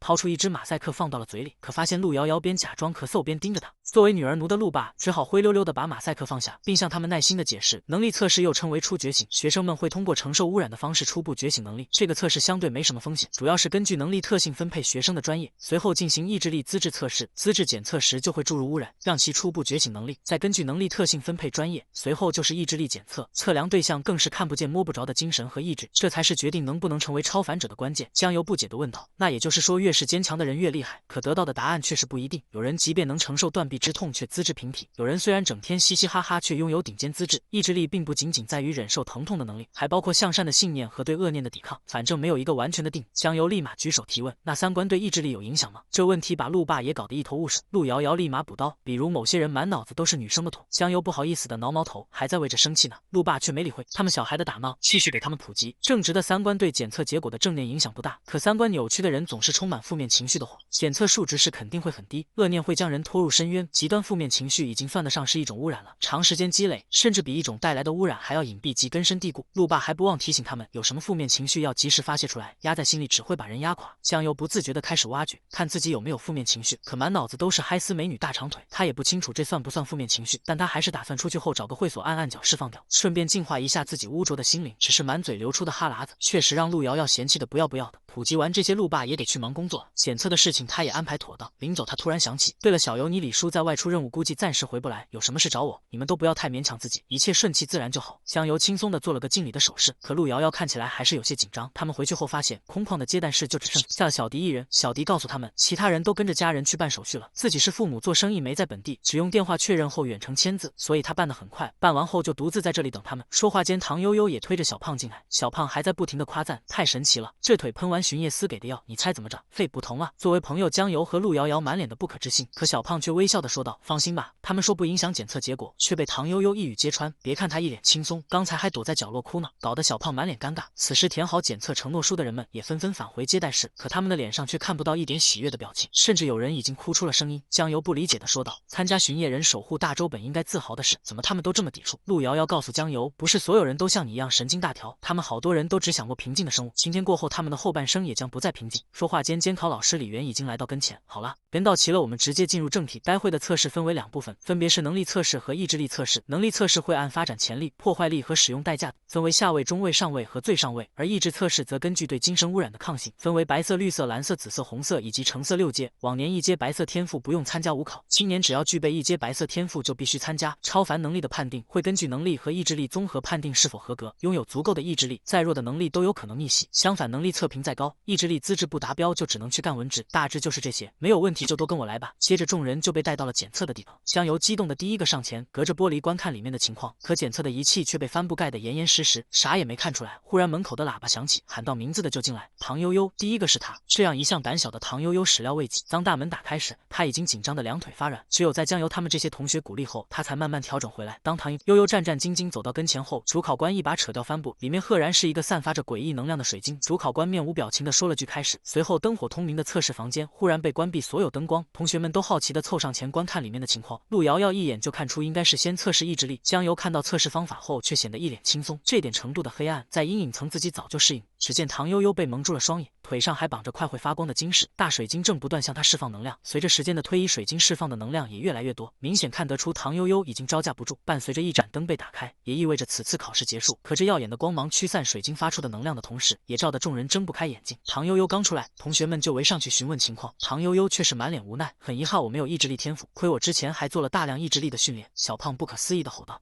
什么？原来你早就想报考超凡了，还专门做了训练？”唐悠悠也不装了：“是啊，结果被打脸，这下你开心了吧？”忽然喇叭响起，打断了二人的争吵。下一位刘玉强，小胖立马闭眼开始拜会了18路神仙，唯一的要求就是让他们保佑自己不是超凡。唐悠悠还在后面说着风凉话，不用祈祷，就你这怂样肯定不是。伴随着关灯开始检测，检测好后强灯打开，小胖的检测也完成了，可出来的他却是全程黑脸。小胖生无可恋的说道：“通过了。”唐悠悠射金石，就如万枚击中密本，两个都有了想死的心，想过的没过，不想过的却过，这就是命嘛。忽然铃声再次响起，下一个就是陆瑶瑶。陆瑶瑶深吸一口气，虽然自己的愿望是做歌手，既然处于末世不能实现，那即便是成为超凡者，自己也将全力以赴。果然，陆瑶瑶进去后所释放的能量和散发出的光芒都不一样。陆瑶瑶绑腿上的晶石所散发的是红色光芒。江油看着眼前的这一切分析，之前胖子发的是绿光，那从意志力1阶到6阶对应的颜色来看，江油忽然瞪大了眼睛，那陆瑶瑶的红色就是5阶，果然是完美的继承陆霸天赋啊！才第一次检测就接近满阶。江油嬉皮笑脸的问道：“有这么累吗？看你气都喘不上了，待会进去你就知道了。”江油直接走到陆瑶瑶跟前：“你这么一说，我还有点害怕了，给点动力呗，来嘴一个。”陆瑶瑶撕扯着让江油滚开。铃声响起，不出所料，下一个就是江油，他故作轻松的向大家挥挥手：“该我先走了。”虽然不给嘴，陆瑶瑶还是叫住江油给他打气。别看江油尽量的表现的轻松，看得出他明显还是有些紧张。监考老师看着江油的简历，不由得问道：“觉醒过能力吗？”“觉醒过。”然后递给他一个小药品，让江油把药喝了。忽然监考老师才反应过来，什么？么？你觉醒了？江油漫不经心地告诉他。对啊，自然觉醒，也不怪老师这个反应，因为自然觉醒的1年也不一定碰到瘾。穿上设备后，江油紧张的直冒冷汗，站在原地一动不动。监考老师走到后面告诉他，不用紧张，跟着感觉向前口，你的能力已经觉醒，前进过程中会感觉意识跟身体逐渐分离，不要管那些，你只需不断前进。说完就用手轻轻推了江油一下。江油身体虽然才微微倾斜，可人意识却像跌入深不见底的深渊，完全没有要停下的意思。不知过了多久，他才慢慢落在底部。这里跟之前他去过的暗面不一样，江油伸出双手，虽然可以看见，但完全感觉不到身体的存在，可跟身体的联系感觉又是那么的清晰。江油在这里跳来跳去，做着各种诡异动作，可他不知道，在现在世界里的他，看上去活脱脱就是个大傻叉。直到监考老师看不下去，让他别跳了，快完成考试，江油才停下。江油顺着水晶方向就大步跑去，心想不就是走路吗？这样太简单了。固然结实的地面就像液体一样，江油不自觉的在往下沉，身体也变得越来越重，就连呼吸都困难了起来。江油就像溺水的孩子，无助的在向水底沉去。他清晰感觉到是什么东西在影响着他的情绪，不知是愤怒或是悲伤还是绝望。江油努力的甩头让自己清醒，克制不被这些情绪影响。小油，一个熟悉的声音响起，惊到了江油。是李叔。李叔严肃的说道：小油，你的心性无法成为超版，你会害了别人，也包括你自己。江油迅速跑开，他知道这只是自己的幻觉，即便李叔再严厉，也不会用这种语气对自己。可不管江油移动到哪里，李叔都会挡在他前面。他就像唐僧念经一样，在江油耳边念叨：你应该知道你没这方面的资质，你本可以好好生活，何必去追求超凡之路？超凡者的强大从不是力量，而是强大的精神意志。说着，他就指引着把江油带到一个地方，他指着前方画面说道：大舟山河破碎，一种肆虐，现在已经岌岌可危，你是否真的能像他们一样，即便知道会死也前仆后继吗？江油只见画面怪物怒吼着，重重一击就是地动山摇，怪物抬手，城市中的100米大楼就瞬间倒下，即便隔着屏幕产生的威压也让江油站着都困难。刚刚冲上去的巡夜人就像纸片一样，轻轻就被撕得稀碎，然后化作一团团血雨洒在江油面前。江油恐惧的用双手抱住了头，即便知道眼前的只是影像，但现实的战斗可比这要残酷得多。李叔却在一旁点着马赛克，云淡风轻的说道：这就是超凡者的结局。眼看江油已经有所动摇，李叔继续加码：你真的想成为他们吗？别自欺欺人了，你其实只是想出风头而已，就跟无数幻想成为超级英雄的普通少年一样，赖床，不愿早起，厌学，贪玩，喜欢漂亮的异性，不喜欢长辈的唠叨，特立独行，自觉有自己的想法，标新立异，往往觉得自己有很多地方和他人不同，喜欢出风头，渴望更多人关注，没什么本事，依旧相信自己能出人头地。其实你知道的，你并不特殊，你和大部分同龄人都一样。李叔讲的句句在理，字字扎心。就当江油要陷入自我怀疑时，无畏有光出现过的暗面却出现一缕星，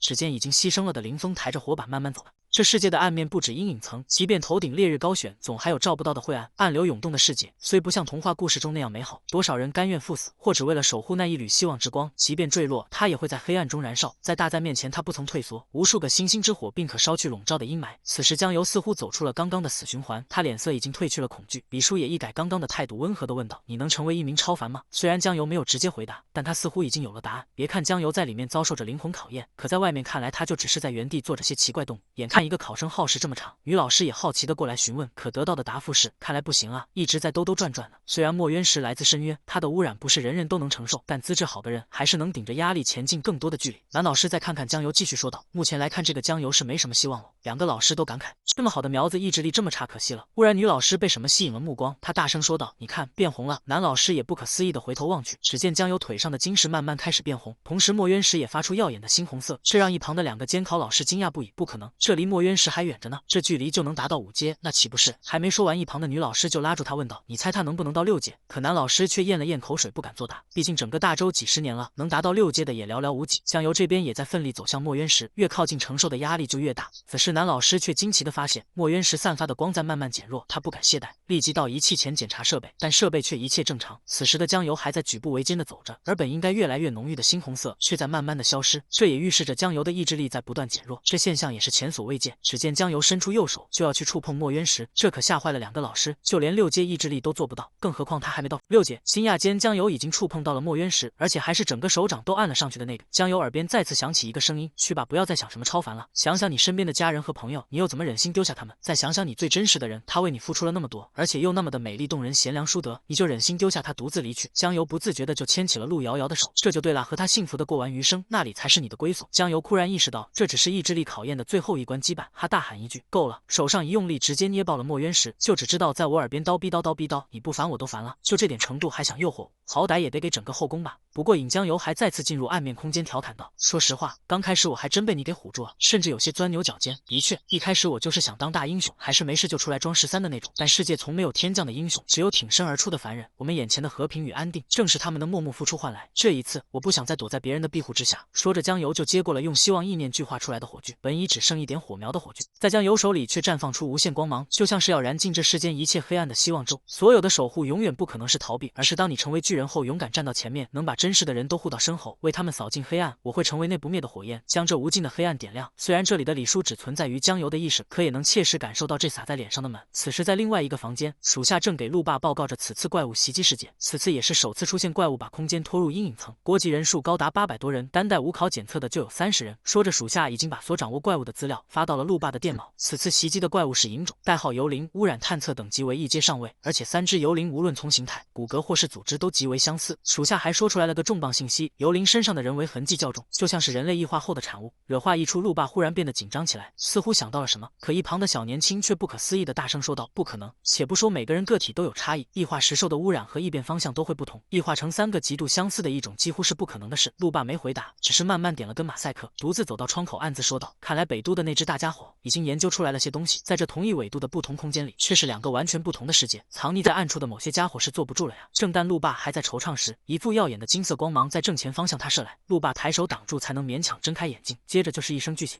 爆炸的余波也迎面袭来，陆霸忽然惊掉了马赛克，因为爆炸的方向正是超凡检测室。陆霸不自觉地加快脚步赶完检测室。以沉稳强悍著称的陆霸从未如此慌张，就连共事多年的同事也是第一次见，因为意志力检测最高不过是晨光，这金光可从未出现过。即便陆霸已经走到了检测室门口，里面耀眼的金光却还未褪去。陆霸推开门，只见众人都不可思议地齐齐看着江油。看见陆霸进来，属下立马汇报，有个叫江油的学生，你看，江油不会是……陆霸朝着属下指的方向望去，只见江油双眼紧闭，金色光芒正在他手里温暖地洒向四方。打破禁锢获得新生的江油也缓缓睁开了眼睛。之后陆霸把江油单独带到了房间，江油还在不可思议地看着自己的左手，直至陆霸给他递去水，他才回过神来。陆霸重新审视了眼前这个玩世不恭的小，不吝啬地夸道：“小油啊小油，你这次真是给了陆叔一个大惊喜，5阶还好说，6阶也最多是全巡夜司震动，结果你直接整个史无前例的金光。”江油直接要把鼻子翘到了天上，那我岂不是金色传说，比6阶还牛叉？陆霸一旁无奈地摇了摇头，还是这德性，于是开玩笑地吓唬道：“可能吧，毕竟没有先例，具体不好说，要等解剖做实验后才知道结果。”吓得江油差点一口水呛死在原地。陆霸接着打趣道：“这就把你吓倒了，还金色传说呢？”江油也只能在一旁尴尬地擦了擦嘴，虽然不会拿你做实验，但一会儿还是会有人带你去做资料，你的资料也会送往各大巡夜司研究，而你也会被列入重点观察对象。不过没事有我带，待会我会教你怎么应对，你跟着走个流程就行。江油暗自窃喜道：“弟弟们都给我让开，哥要出来装逼了。”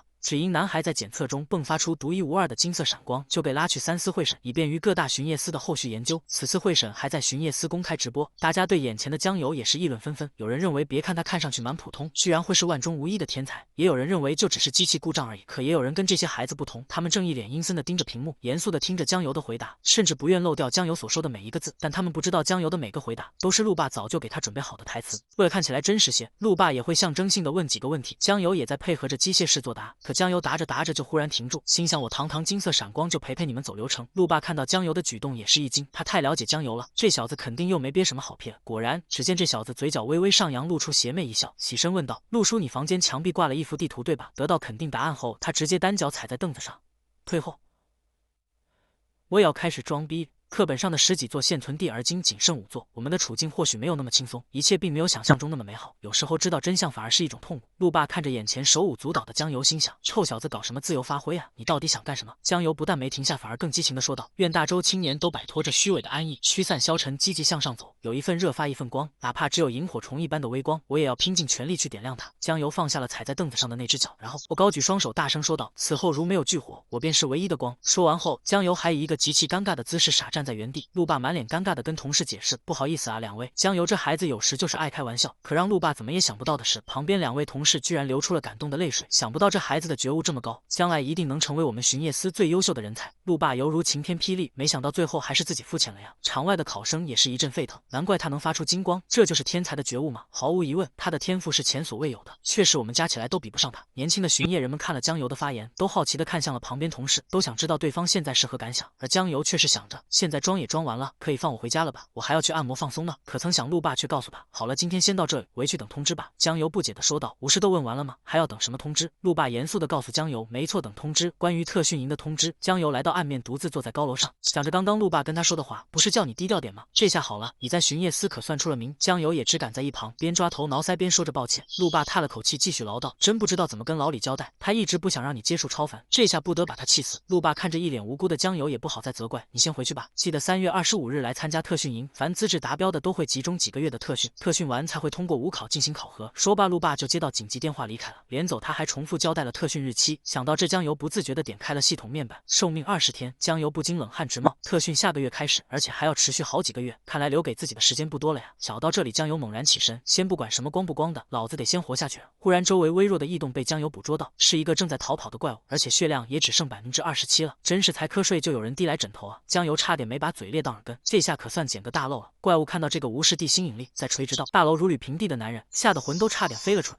可他早已被江油标记，没等反应，江油已切换银爪形态穿过了怪物身体，追猎斩杀。江油立马对倒下的怪物发动影视，谁知系统却出来调侃，这是一只重伤的异种，他那样可怜的在仓皇逃命，他只是想活下去，有什么错吗？很显然，他被你无情的斩杀，他再也无法看到明天升起的太阳，也无法听到微风的清明了。你击杀并非属于你的重伤猎物，你不觉得这是一场不光彩的猎杀吗？江油心想，狗系统就是因为你，我才得不断猎杀才能延续寿命，你现在跟我装高尚了，死一边去！正当江油开心的吸收着异种时，一个声音传来，喂，你是哪里冒出来的？我的异种呢？江油瞬间冷汗直冒，异种？什么异种？江油看着面前差一点就吞噬完的异种，不知该如何狡辩。眼看江油一脸疑问，毫无歉意的样子，来人抄起棍子就冲向江油，连拾荒人的东西都抢，真不要脸！江油不自觉地摆好了防御姿势，但心中却充满了疑问，不应该是巡夜人吗？什么是拾荒者？当来人靠近看清江油后一惊，立马双脚用力刹住了车。只见对方猥琐地慢慢靠近，然后取下头盔和口罩，凑到江油脸上就开始上下打量。就当江油想大喊变态时，他拉着江油的手，兴奋地说道：“刺客油，我居然遇到大网红了，我可是你的忠实粉丝。”说完就拿出相机跟江油拍照，但也不忘提醒江油，对了，刚才的猎物我们按老规矩3期分好。这让江油更懵逼了，拾荒人、老规矩，这都是些什么呀？黄毛看江油傻愣在原地，就以为他不晓得，于是拿起手机录道：“大网红刺客油居然欺负小拾荒者，抢夺猎物不认账。”江油怒吼道：“等等，什么拾荒者，认什么账？你倒说清楚啊！”可黄毛却想跑，被江油用暗影蛛丝勾住，一拉他又再次回到江油身边。江油用手轻轻地抚摸着他的头，温柔地说道：“要想保住你这吃饭的家伙，你最好说清楚。”被江油这么一抚摸，黄毛瞬间老实交代，他们是巡夜司的编外人员，因为在阴影层捡些低级怪物打，就自称为拾荒者。注册编外人员只要1阶中尉即可。江油不禁问道：“那你们编外人员待遇多少？”不多，击杀一只怪物也就6、7千左右，一只怪物就6、7千，还叫不多，差点惊掉了江油的下巴。他回头看着被他吞噬的只剩一堆枯骨的怪物，欲哭无泪。造孽啊！我这一下就浪费了7千，这差不多是自己热血漫1个月的稿费。可曾想黄毛还在凡尔赛的说道：“就这么点钱，你激动啥？我们称自己拾荒者，就是因为我们是在阴影层捡破烂的。”江油立马把黄毛拉到刚刚被他吞噬的异种前，看这还能卖吗？很显然，这堆枯骨狗看了都摇头。江油继续追问：“那猎杀的异种都卖给谁？”巡夜司、大学，还有一些获得收购资质的一些公司，他们还会发布收购任务，还会将异种的位置发给你。听到提供异种的位置，江油立马掏出手机就要和黄毛加好友。他告诉黄毛，回去后就会把刚刚击杀异种的7千给他，这让黄毛有点后脊背发凉，立马笑脸相迎的说道：“不用这么多，随便给点就行。”江油突然过来搂住他：“那怎么行？你看我像是占小便宜的人吗？”此时的黄毛已经被吓得冷汗直冒，这时江油才一脸贱笑的说出目的：“另外我还想跟你聊聊合作。”黄毛心想，你只要不灭我口，不管你说什么我都答应。接下来就是黄毛接任务，给江油提供怪物的位置，锁定位置后，江油并可切换暗影形态潜入地下，在怪物毫无防备时，被这怪物弱点发动致命一击，这样不仅大大缩短了寻找怪物的时间，还提高了战斗效率。江油通过影视只吞噬了怪物体内的精华，尸体则交给黄毛拿去换钱，换来的钱他再跟黄毛平分。只是黄毛有些好奇，江油明明可以注册个巡夜司外边单干，却还愿意跟他平分。江油故作潇洒的说道：“我就单纯的想保持点神秘感。”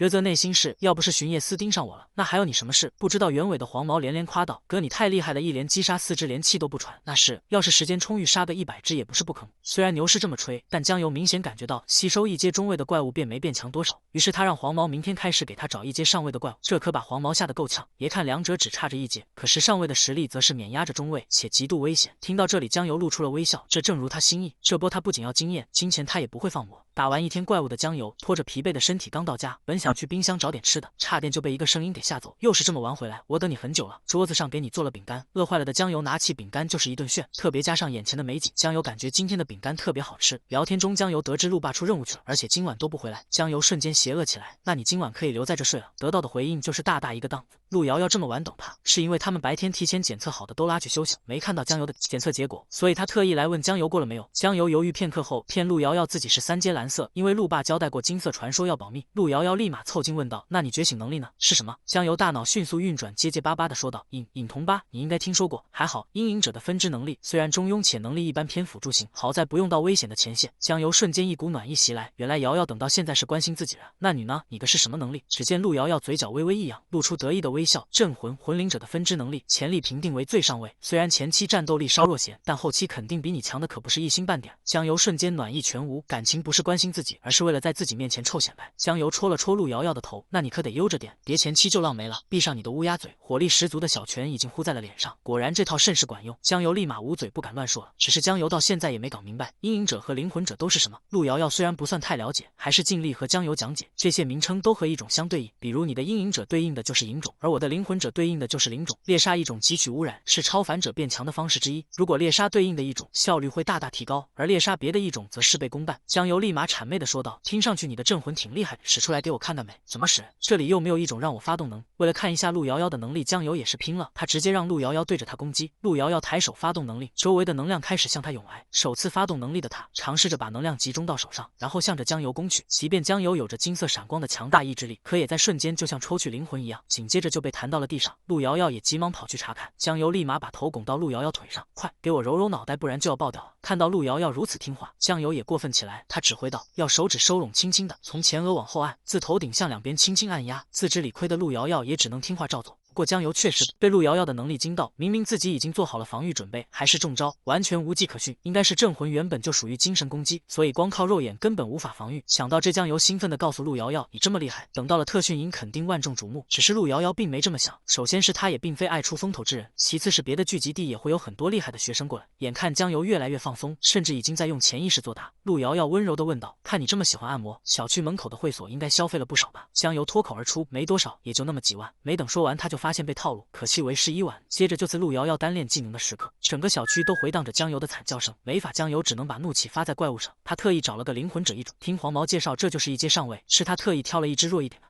他并非不相信江油的能力，只是什么事情得讲究个循序渐进，不然以他的能力，江油嘎了，他肯定也跑不了。江油犹如流星闪现到怪物头点，什么暗影形态、引找标记、追猎、猎杀，通通发动，蓄力猛地砸向怪物。怪物连反应的时间都没有，就被狠狠按在地上。定睛一看，他走得很安详，基本没受到一点点痛苦。系统立马提示：追猎成功，你的隐私得到加强，延伸了新能力影团。射出的影团炸开后，将向四周射出穿透力极强的多条隐私，一阶上位秒杀。惊得黄毛差点眼珠子都掉了出来。他也为怀疑江油感到惭愧，他是目前最强战力之一的战将，他面对无数只高阶怪物时，以电闪雷鸣般高高跃起，待引你的万伏雷电狠狠拔向怪。随着震动的大比，怪物瞬间化为齑粉。陆瑶瑶看着屏幕前的一切，震惊道：“这就是战将，大周最强战力之一。”陆爸过来拍了拍女儿的肩膀，说道：“在众多超凡者中，魂灵的觉醒概率不高，而且镇魂能力又是其中最顶级的。7月有战将和你觉醒了相似能力，他们早年的修炼视频都在里，你好好研究，但不可外传，因为这些视频是李叔搞来的，他和那几个战将都很熟，自己的级别还弄不到这些。”陆瑶瑶更好奇了，李叔把这些资料给江油不香吗？为什么都给了自己？其实他们都不知道，李叔自己心里面都有着小九九，他压根就不想让江油成为巡夜人，更别说是培养成优秀的战斗人才。因为李叔清楚的记得，就在大灾变90年时，一个周身环绕白色光环的怪物腾空悬浮在那里，只要长时间对视，就会陷入深度污染，沦为狂热性。即便怪物都已经是濒死状态，捕获他也付出了2司主战死、3战将重伤、300巡夜人伤亡的惨痛代价。结果长期研究发现，他具有不可直视、不可投名状和不可击杀3大特性，所以把他命名为神明。李叔知道，在这大灾之年，越是优秀离死亡越近的道理，可他不知道江油早已自绝了后路，他只有不断猎杀怪物才能活下去。江油在后跳躲避时，顺势向怪物发出了隐环，可在接触过怪物的瞬间，没对他造成伤害，反而钻了进去。迟疑的江油被冲上来的怪物一拳狠狠打在脸上，这可把一边拍摄的黄毛吓得够呛，不断的给江油加油打气。地阶上位的怪物就是不一样，仅轻轻一拳就打掉了江油34%的血量，可怪物却没打算给江油喘息的机会，他嘶吼着再次发起冲锋，但江油却没有要抵抗的意思，而是拿出饼干吃了起来。就在江油咬断饼干的瞬间，怪物也跟着瞬间停住，外随着一声爆炸，怪物也随之当场领了盒饭，并且势快横飞。这可都得益于刚刚射出的影团，如果空中炸开或粘在对方身上炸开，则杀伤力有限；但若有机会植入敌人体内，瞬间所爆发的力量那就极为恐怖了。有了黄毛做摄影，江油提高了拍摄效果和效率。看到回放后，江油都已经做好发出去后被万人追捧的准备。打完收工，剩下的善后工作就交给黄毛，只要有赚钱的机会，江油是一个也不会放。江油点开控制面板一看，银点加满吗？寿命也延长到了47天，照这速度再训练营开始前应该能存够寿命。为了尽量多存些，江油不辞辛苦的让黄毛把下一个怪物的位置发给他。殊不知他们在狩猎的同时，有怪物早已把他们当做了猎物。只见一束紫光以迅雷之势向他们袭来，好在江油在战斗中早已练就了极高的洞察力。就在怪物袭击的瞬间，江油一个回手掏拉开了毫无察觉的黄毛，黄毛也顺势躲到江油身后，不过还是忍不住好奇的伸头看看。只见一只硕大的眼镜出现在两龙头顶，身上长满了触手。黄毛一眼就认出这家伙是眼鬼，二阶灵种。江油回想起陆瑶瑶第一次发动技能他都防不住，更何况这还是个二阶，他发动能力那还有好，他立马就正面冲了上去。江油清楚必须正面硬刚，不能给他发动能力的机会，可他还是低估了二阶的力量。怪物早已集中力量蓄势待发，就等着江油靠近。就在怪物和江油即将碰撞时，一根金色标枪进入了画面，标枪直击怪物要害，击散怪物能力后直插眼睛，怪物也像泄了气的皮球，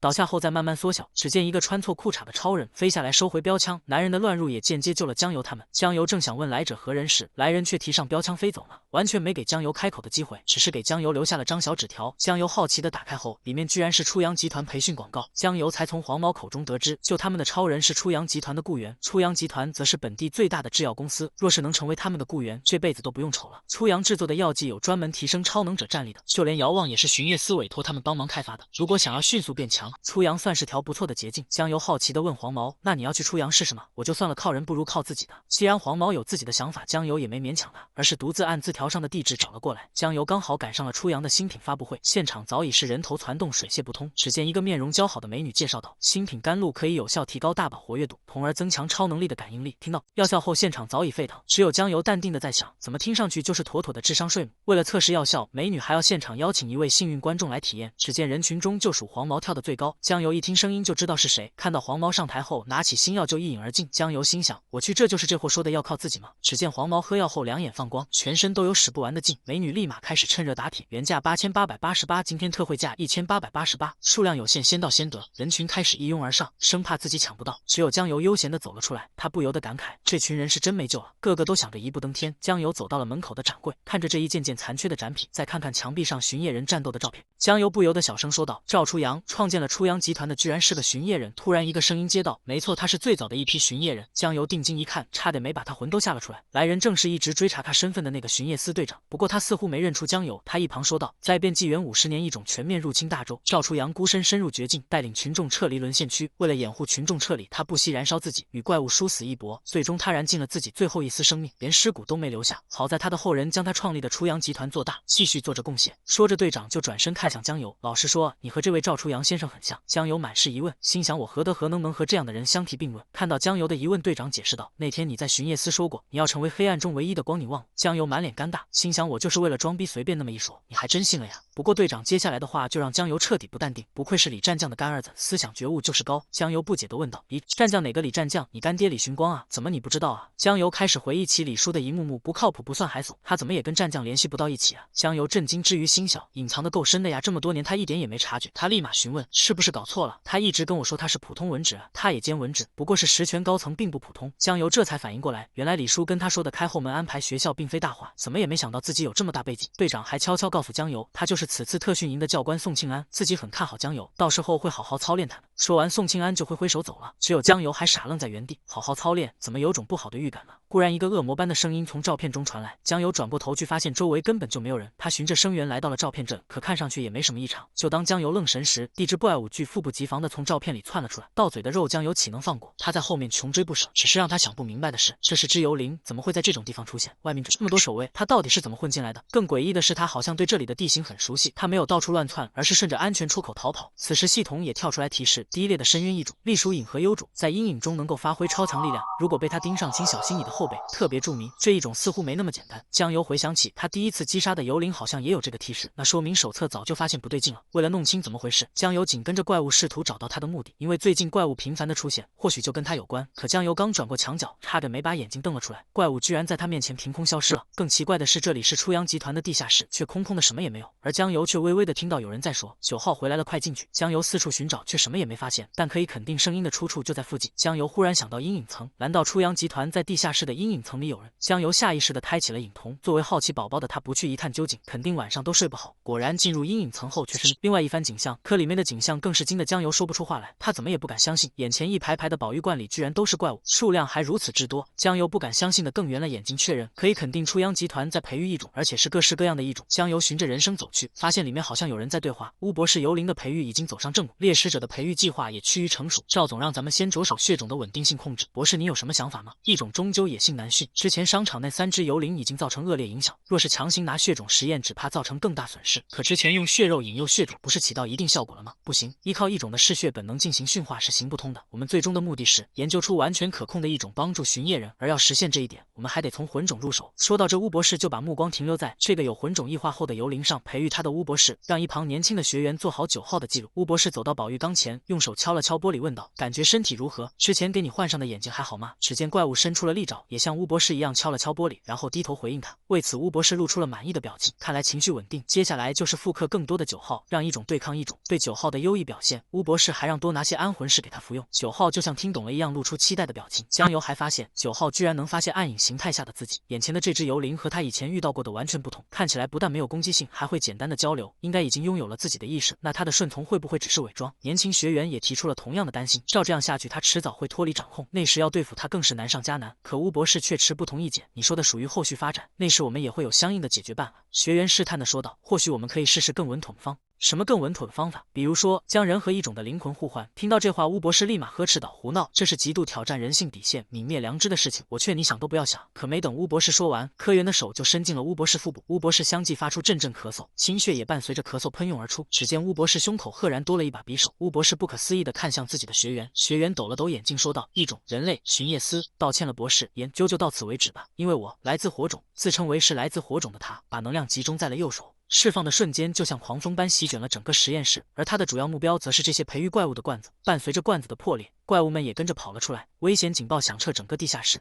虽然培育的怪物一直处于宝玉罐底，可刚接触外界的他们，并没有感到半点不适应，反而激发了他们嗜血的本性，早已把目光盯向鲜活的人类。走廊中亮起的红灯似乎已变成死亡的信号，没有一点战斗能力的学员早已吓得两腿发软，而造成这一切的学员却露出了诡异的笑容。释放完能量的他，就像失去水分的大地开始干裂，然后笔直的向后倒下，血量也瞬间清零。或许他活着的意义只为这一刻。目睹这一切的江油也缓缓从地下出来，可他就算烧坏 CPU 也想不明白，明明已经杀了老师，他为何还要自杀？江油发现还没死透的老师在一旁呼唤，江油过去抱住他就要给他找救援，却被他阻止了。他瞪大眼睛，用最后一口气跟江油说了他是火种4个字，就彻底闭上眼睛，安详的离开了这个世界。江油不敢相信的张大了嘴巴。火种是什么？你倒是说清楚啊！江油顾不得小老头的死活，用力摇晃着他。这说话说一半是真让他蛋疼，可身后的动静告诉他，别纠结，该战斗了。只见之前听话且没有攻击性的魂种早已对他垂涎欲滴，江油只能放下目前已死透的小老头，他起身跟魂种形成了对峙模式。没有战斗经验的魂种并不敢率先发起攻击，这倒给江油时间开启了隐爪形态。江油露出了自信的笑容，然后以迅雷之势一击就把这只魂种按在了天花板上。看到同伴轻易被消灭，另外2只也配合着冲向江油，江油不但没躲开，而是正面冲上去硬刚。就在接触的瞬间，也是战斗结束之时，江油仅用一击就斩杀了2只怪物。以现在他的实力，打这些刚培育出来的小白还不是砍瓜切菜一般。可江油回头望去，除了满地的尸体，却没见到一只怪物。他突然一惊，不好，这些畜生肯定到现实去了。现实完全没察觉的众人，还在津津乐道听着美女介绍新品，可曾想头顶上的阴影处，怪物已经悄悄跑了出来，美女还在满面笑容地推销着新品。殊不知他马上就会沦为怪物的口粮。众人见状被吓得惊慌失措，四处乱跑。只有经验丰富的黄毛对着人群大喊道：“是血种，别乱跑，他们专门抓落单的，尽量聚到一起。”可不管他怎么叫唤，人群就像惊弓之鸟四处乱窜，完全不听他的指挥。而处于人群中央的他不但被孤立，还成了显眼的目标。怪物显然也不会放过这难得的机会。就在怪物靠近黄毛的一瞬间，只见唐王府禅黄却在后，一个大黑拳头狠狠砸在怪物脸上。江油如及时雨般出现在战场，救了黄毛一命。黄毛兴奋的就要上去套近乎，江油让他别管自己，快速组织救人，但黄毛却告诉他，他们都只知道乱跑，根本不听指挥。江油回头看到人群被怪物冲散后，落单的人正被一个个逐一击破。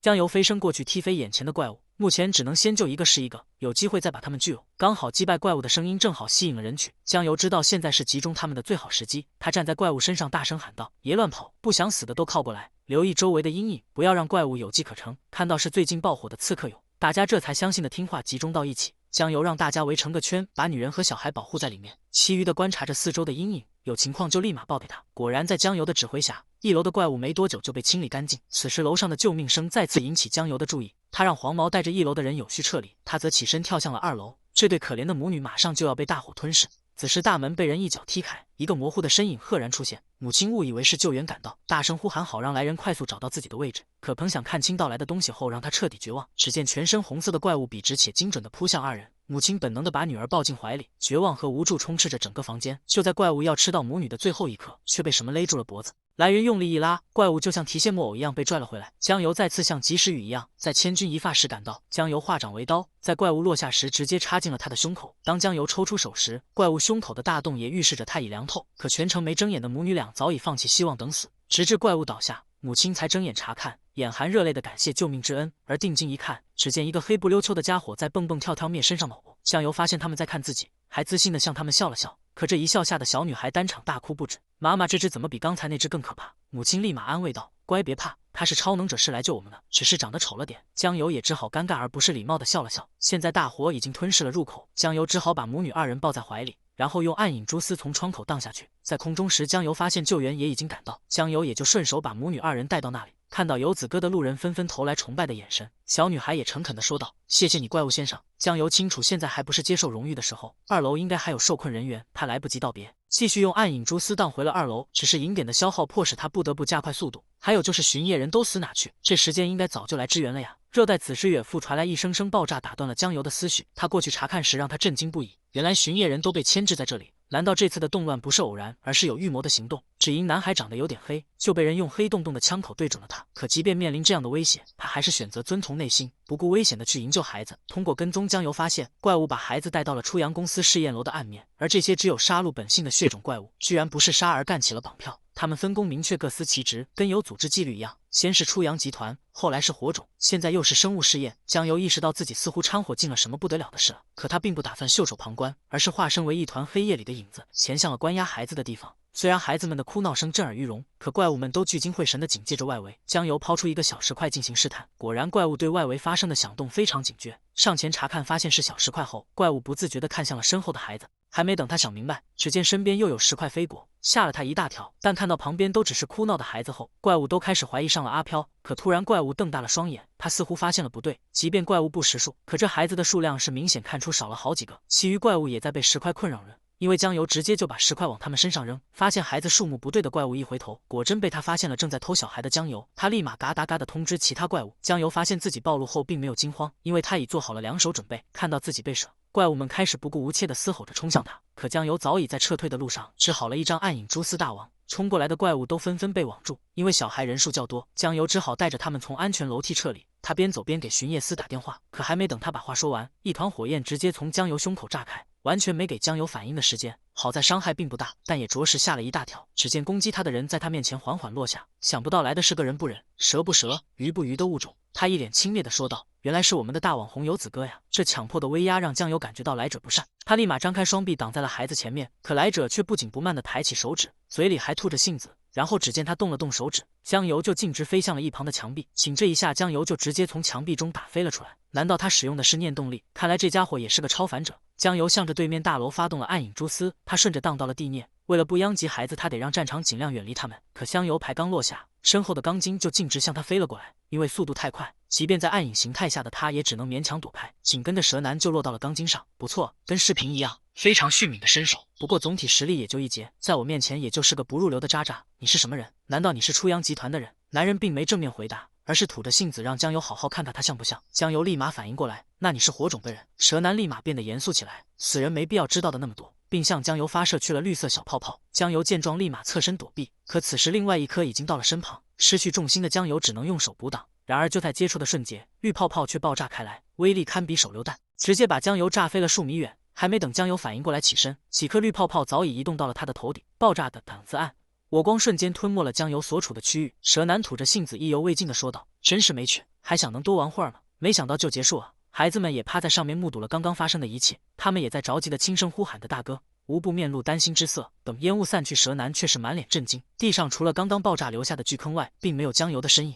男孩引以为傲的影子铠甲，今天却被击坠后露出脑袋。这一切都是为了保护这些懵懂的孩子们。江油不得不用身体接住蛇男的攻击。虽然眼看江油已经被刚刚的爆炸吞没，可他在千钧一发之际用暗影形态潜入了地下。此时的蛇男完全没察觉地下的江油。江油抓住了蛇男分神的间隙，已经跳到了他身后，然后向他抛出暗影蛛丝。即便蛇男察觉向后躲避，但蛛丝还是不偏不倚地抽在他脸上。而只江油抓住了他身体向后重心不稳的时机，继续在身后偷袭他。江油为找到击败蛇男的方法，露出了自信的微笑。面对江油的隐私攻击，看得出蛇男都是狼狈躲避，而他发动能量攻击江油时，江油则可以用暗影形态潜入地下。蛇男在江油还没潜入地下的间隙，瞬间移动到他头上，对他发动了攻击。可曾想他的能量球却被江油的暗影蛛丝完全包裹，而且还在慢慢被暗影蛛丝吞噬，看得一旁的蛇男都开始怀疑人生。热盖此时影环从空中爆裂开来，无数细小的蛛丝都射向蛇男。即便蛇男有着坚硬的鳞甲，但也被细小的蛛丝划穿。蛇男也不禁感慨道：潜伏于暗影确实有些棘手，但我有的是方法对付。说罢，蛇男就抬手把能量汇聚在胸前。然而他不是抛向身前的江油，而是反手抛向了身后，身后正是孩子们所在的方向。蛇男就是想用孩子引出江油。看着袭来的绿球，小女孩歇斯底里地喊着大哥哥。虽然江油也知道是陷阱，但她还是在绿球要接触到孩子时，用身体挡在了前面。可爆炸过后，江油也就完全暴露在了半空。蛇男也趁机飞到了他的身后，抓到你了，你这个只会钻地的老鼠。忽然一股灼热的疼痛感从背后传来，蛇男早已把能量聚集在手上，然后按在江油的后背，扑江回的老六，就这样用卑劣的手段给了江油狠狠一击。江油的番茄酱也是不受控制的喷了出来，然后就像流星坠落一样狠狠地砸向地面。此时的江油就像泄了气的踢拳，全身疼痛连起身的困门。蛇男也早已移动到了他的前面，还想逃到暗影里，看来你没机会了。说完，暴风雨般的拳头就落在了江油身处。江油紧猛抬起双手背供航运，可蛇男的拳头外包裹着一层能量，能让江油的暗影形态崩坏。体内银点紊乱的他根本没法使用技能。蛇男一把抓住了江油的头，此时江油已经失去了反抗能力。暗肥的一声清脆的声音传来，江油头上的暗影形态正像玻璃一样碎裂。蛇男一旁蔑视地说道：来吧，让我看看你到底是谁。说罢，他用左手狠狠按住江油的头，把能量全部汇聚在右手，准备给江油来上最后一击。忽然一块巨石不偏不倚地砸在蛇男头上，是楼上的小孩们，他们正在用微弱的力量拯救他们的英雄。蛇男气急败坏地怒吼道：臭小鬼，真当我不敢杀你们是吧？说罢就打算把手上的能量球扔向小孩。江油趁此机会一把抱住了蛇男的腰，你的对手是我，小朋友都打，真是不要逼脸。紧接着江油就原地发动了影红，他只有把这货拖进阴影层，远离小孩才能安心战斗。江油还趁夫误因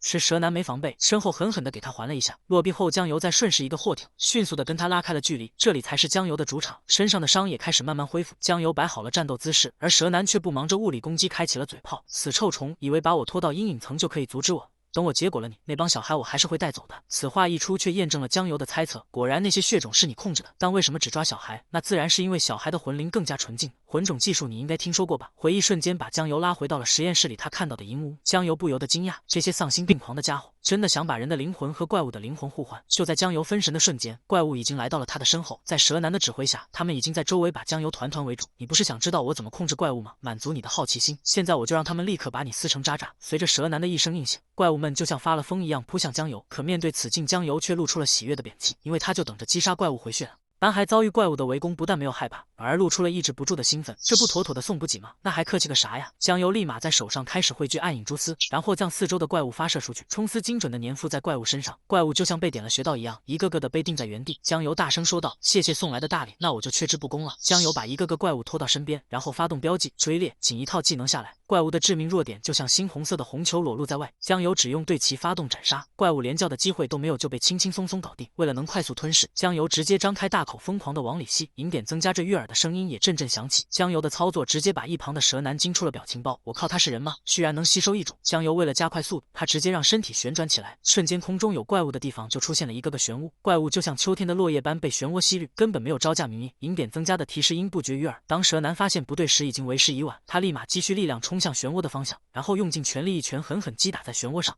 可想不但没击溃漩涡，自己还被强大的力量盘了出去。蛇男现在才知道为什么江油要把他拖入暗面，而自己培养的血种又妥妥成了江油的补给站。江油在吸收这些血种后，完全被紫色球体包，周围的黑色雷电透着诡异，他居然升阶了。雷电退去后，紫色球体开始吸收着周围的影子，似乎江油立马就要破茧而出。蛇男见状拔腿就跑，妈蛋，算你狠，老子惹不起躲还不行吗？太诡异了，超凡者都是通过修行升阶的，像他这样靠吞噬一种升级，别说见过了，听都没听说过。蛇男忽然像想到什么，停下了脚。灯一种不也是这样升级的吗？难道？想到这，蛇男咽了咽口水，冷汗不禁也冒了出来。蛇男还是忍不住好奇回头看来一眼，只见紫色球体在慢慢变血，颜色也逐渐猩红。球体散去，一个黑色身影赫然站在那。不知何时，江油手中多了把锋利的宝剑。江油嘴角上扬，露出诡异的笑容。那么现在是我的猎杀时刻哦。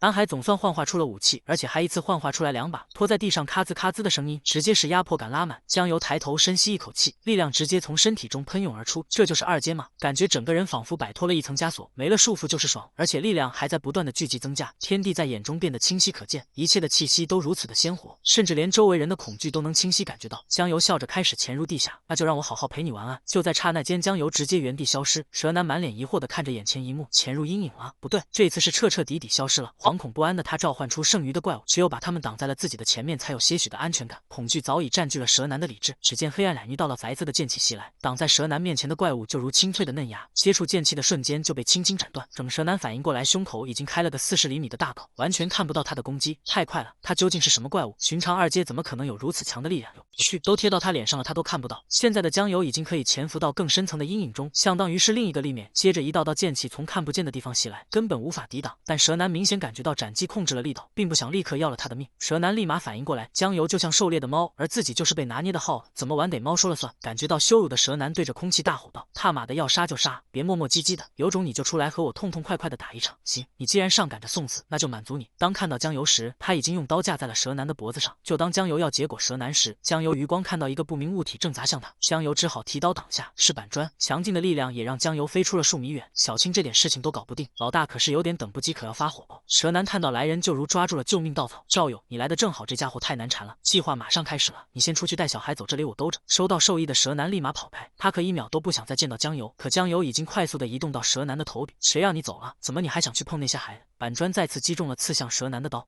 可赵勇用身体把江油撞开，给蛇男留出了足够逃跑的空间。然后赵勇转身攻向江油，两人形成了对攻之势。可赵勇的用力一拳却扑了个空，砸在地上。江油早已高高跃起，硬拼可不是刺客的强项。江油开始慢慢潜入黑暗，暗杀才是刺客的专长。看着江油再次消失，蛇男抬起手中的戒指，并发出绿色光芒。戒指的作用下，江油在阴影里被幻化的藤蔓束缚，又想玩消失，这次可没那么容易。就在蛇男拖出江油的同时，赵勇也瞅准时机给了他重重一击。蛇男兴奋的大喊：“好样的，就这样杀了他！”下一秒，几道剑气袭来，直接切掉了蛇男戴戒指的手指，顺带着还有他的双脚。蛇男惊讶中带着愤怒与不甘，身体已经早已不受控制的狠狠摔到地上。刚好切掉的戒指滚到了江油前面，看你没了戒指，是否还嚣张？赵勇看了眼已经昏迷的蛇男，说道：“小子身手不错，应该不是巡夜司的人吧？为何要插手我们的事？废话，你们他妈的拿小孩做人体一种实验，我能不管吗？这么说是个人行为了，觉得是正义的化身，想做英雄？哎，别，我不是英雄，我也从未想过当什么英雄，我只是在坚持我认为对的事，就仅此而已。对的事，你确定知道什么是对的事？如果救下这些小孩会导致全人类亡诞，你是否还会认为这是对的事？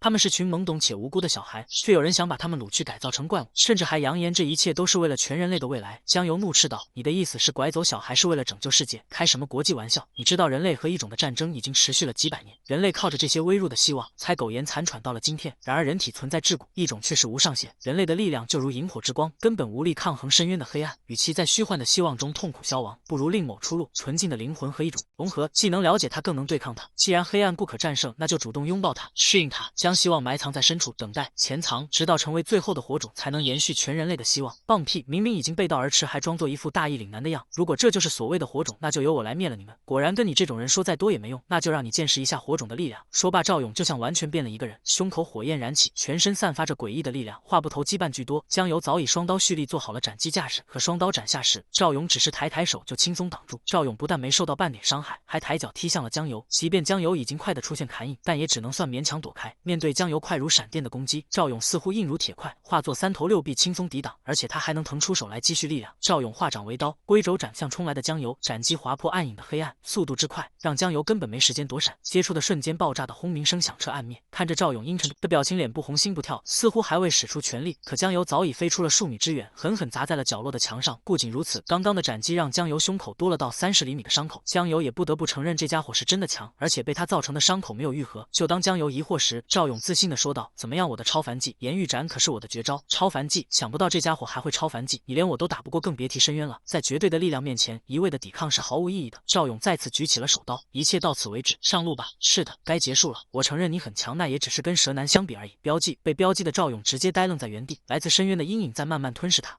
欲似乎把他拖进了深渊，暗影下的眼睛凝视的他喘不过气来。怎么可能？我怎么会在这里？不要！救命！我不想死！看到了吗？埋藏在你内心深处的恐惧，拯救人类不过是借口，对深渊的恐惧才是你背叛人类的真正理由吧？你们根本不是什么火种，只是一伙自以为是的懦夫吧？江油把双刀举过头顶，慢慢融合，然后幻化出正义的巨剑，就用它来粉碎你们的阴谋。被撕掉伪装的赵勇咬得牙齿滋滋作响，愤怒已经占据恐惧，他不顾一切怒吼着冲向江油。威烈，刹那间正义的巨剑已经穿过了他的胸膛，赵勇满脸的愤恨与不甘。不过现在都为时已晚，江油也慢慢褪去暗影形态，露出稚嫩的脸庞。只是个小屁孩啊，难怪他会这么的无所畏惧。曾几何时，我也跟你一样意气风发，但曾经的那份无所畏惧，在深渊的凝视下早已破碎不堪。而你也一样，终究会被深渊所吞噬。只是我等不到结局的那一天。江油还想问一下火种的更多信息，可赵勇已经化作了一团火焰，微风轻轻一吹，就此消散。女孩第一次流下了委屈的泪水，因为她心心念念的男孩拖着疲惫不堪的身体回来了。女孩刚看到初阳集团遭遇一种袭击的报道，她就着急的打电话给男孩，确定他在没在内。果不其然，江油还真的在。江油为了不让陆瑶瑶担心，还告诉她自己一会就到，让她做好饭等自己。信以为真的陆瑶瑶还真的做了满满一大桌。而挂完电话的江油转身就去拯救可怜的孩子，而迟迟不见江油身影的陆瑶瑶只能边着急等待边看着报道。只见巡夜人的战斗已经结束，工作人员在做着伤亡统计，而被江油所救的人们也在镜头前纷纷感谢游子哥的救命之恩。小孩被掳走的大人们在纷纷祈祷游子哥能救出孩子。忽然，一个高大的身影带着些弱小的身影慢慢浮现，人群开始沸腾，满是喜悦、震惊还有崇拜，因为他们看到游子哥不仅救出了小孩，而且小孩还毫发无伤，活蹦乱跳。可谁也没有注意，此时的江油已经踉踉跄跄，完全是靠意志在支撑。孩子们依依不舍地跟江油感谢告别后，纷纷投向了家人的怀抱。巡夜人也向江油表达最崇高的敬意，只有不知道游子哥就是江油的陆瑶瑶，还在傻傻地看着手机等待江油的信息。等江油拖着疲惫不堪的身躯回到家时，已经到了晚上。刚踢门，江油就发现沙发上着急等他的陆瑶瑶。看到江油回来，陆瑶瑶眼中泪花忍不住流了出来。江油看着满脸委屈的陆瑶瑶，再看看桌上不知热了多少回的饭菜，他拿出背包里已经稀碎的鸡蛋，心虚的说道：“我特意去超市买了鸡蛋，结果路上出了点状况，回来晚了。”看着江油那拙劣的演技，陆瑶瑶更加委屈了。她双手抱住膝盖，把头尽量缩进去，眼泪不听话的往外流。又骗我，你还当我小孩吗？江油开玩笑的问。怎么，以为我死了？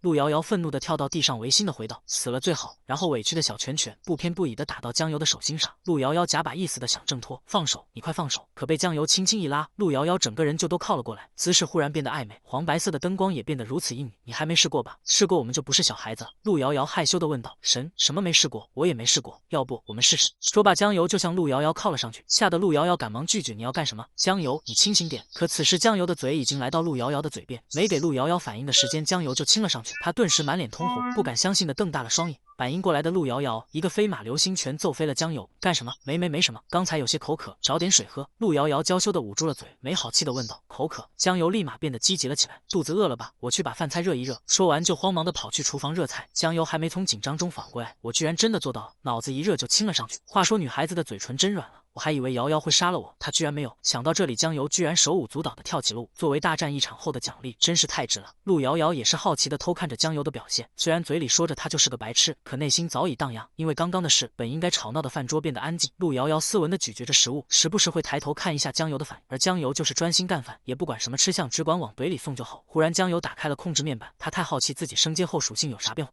相对各属性都得到了大幅提升，不仅多了潜影和影院形态，还多了个连杀和杀式，寿命也增加到了80天。潜影能够自由潜入阴影，快速移动；影院形态，双臂能够变成锋利的大刀，具备强大的杀伤力。连杀，连续不断的攻击带来狂风暴雨般的压迫。攻击将积累杀式，攻击力度也会一次强过一次，但攻击落空或停滞杀式将立刻清零。杀式可以提高斩杀线，阴影者能力强化，能够更加丝滑的进出阴影层；猎杀者能力强化，血条辨识能力更进一步的细化。提到血条识别，江油回想的战斗时的情况，红色的应该是敌人，绿色的应该是友军，路人则是微弱的白色。江油忽然瞪大了双眼看向了陆瑶瑶，陆瑶瑶先是满脸疑问，待一秒吓得他赶忙捂住胸口，看什么？警告你别再打什么奇奇怪怪的主意。江油不禁张大了嘴巴，怎么还有粉色是什么情况？两个孩子从小一起要饭长大，倒也不是生活所逼，就是纯爱好。因为他们一个是混世小魔王，这更是富家千金官二代。可谁知这千金大小姐就喜欢跟着这混世小魔王混。作为女儿奴的陆爸从小就仿着白菜被偷，长大后看着自己亭亭玉立的女儿，更是随时旁敲侧击。可能想一个不留神，自己含辛茹苦养大的好白菜还是被拱了。江油看着陆瑶瑶散发着的粉色光芒，他露出了得意的表情。难道粉色代表喜欢？想到这里，江油不禁泛起了花痴，看得陆瑶瑶汗毛直立。这家伙又在打什么坏主意？忽然，窗外的爆炸声和薄幕顶灯光把他们的目光不约而同地吸引到了窗外。两人相继来到阳台，是璀璨的烟花。难得这种时候还有人放烟花，或许短暂的美好可以让人忘记些许广淡。江油和陆瑶瑶也趴在阳台享受着这短暂的惬意，不知这种美好的闲暇时光何时还会在。江油忽然转头问陆瑶瑶：“瑶瑶，你知道火种这个组织吗？”虽然陆瑶瑶好奇江油怎么会知道火种，但对于他这个巡夜人和异种的小百科，还是略知一二。我看过爸爸一些基础内容的资料，其中就有提到过火种。他们和主战派和科研派这些主流不同，他们是一群矛盾古怪的疯子，身躯异化，与异种为伍，是背叛人类的异端组织。他们洗脑能力很强，你可千万别跟他们扯上任何关系。而且抓到一个火种巡夜司奖励50万，10万还只是一个。江油就如晴天霹雳，他的100万就这样从指缝中溜走。江油忽然心如刀绞，痛得无法呼吸。怎么了？看你好难受的样子。没什么，就是有点痛。那除了火种外，还有什么奇怪的组织吗？特别是有赏金的那种？没有了。怎么？你希望有啊？主要是哥穷，还指望着靠这个很赚一点。陆瑶瑶忽然想到，奇怪的组织确实有，但没有赏金。比如说黎明，一个矛盾的组织，一部分主战，但和我们的主流主战派又有区别。另一部分人则坚定地认为人类必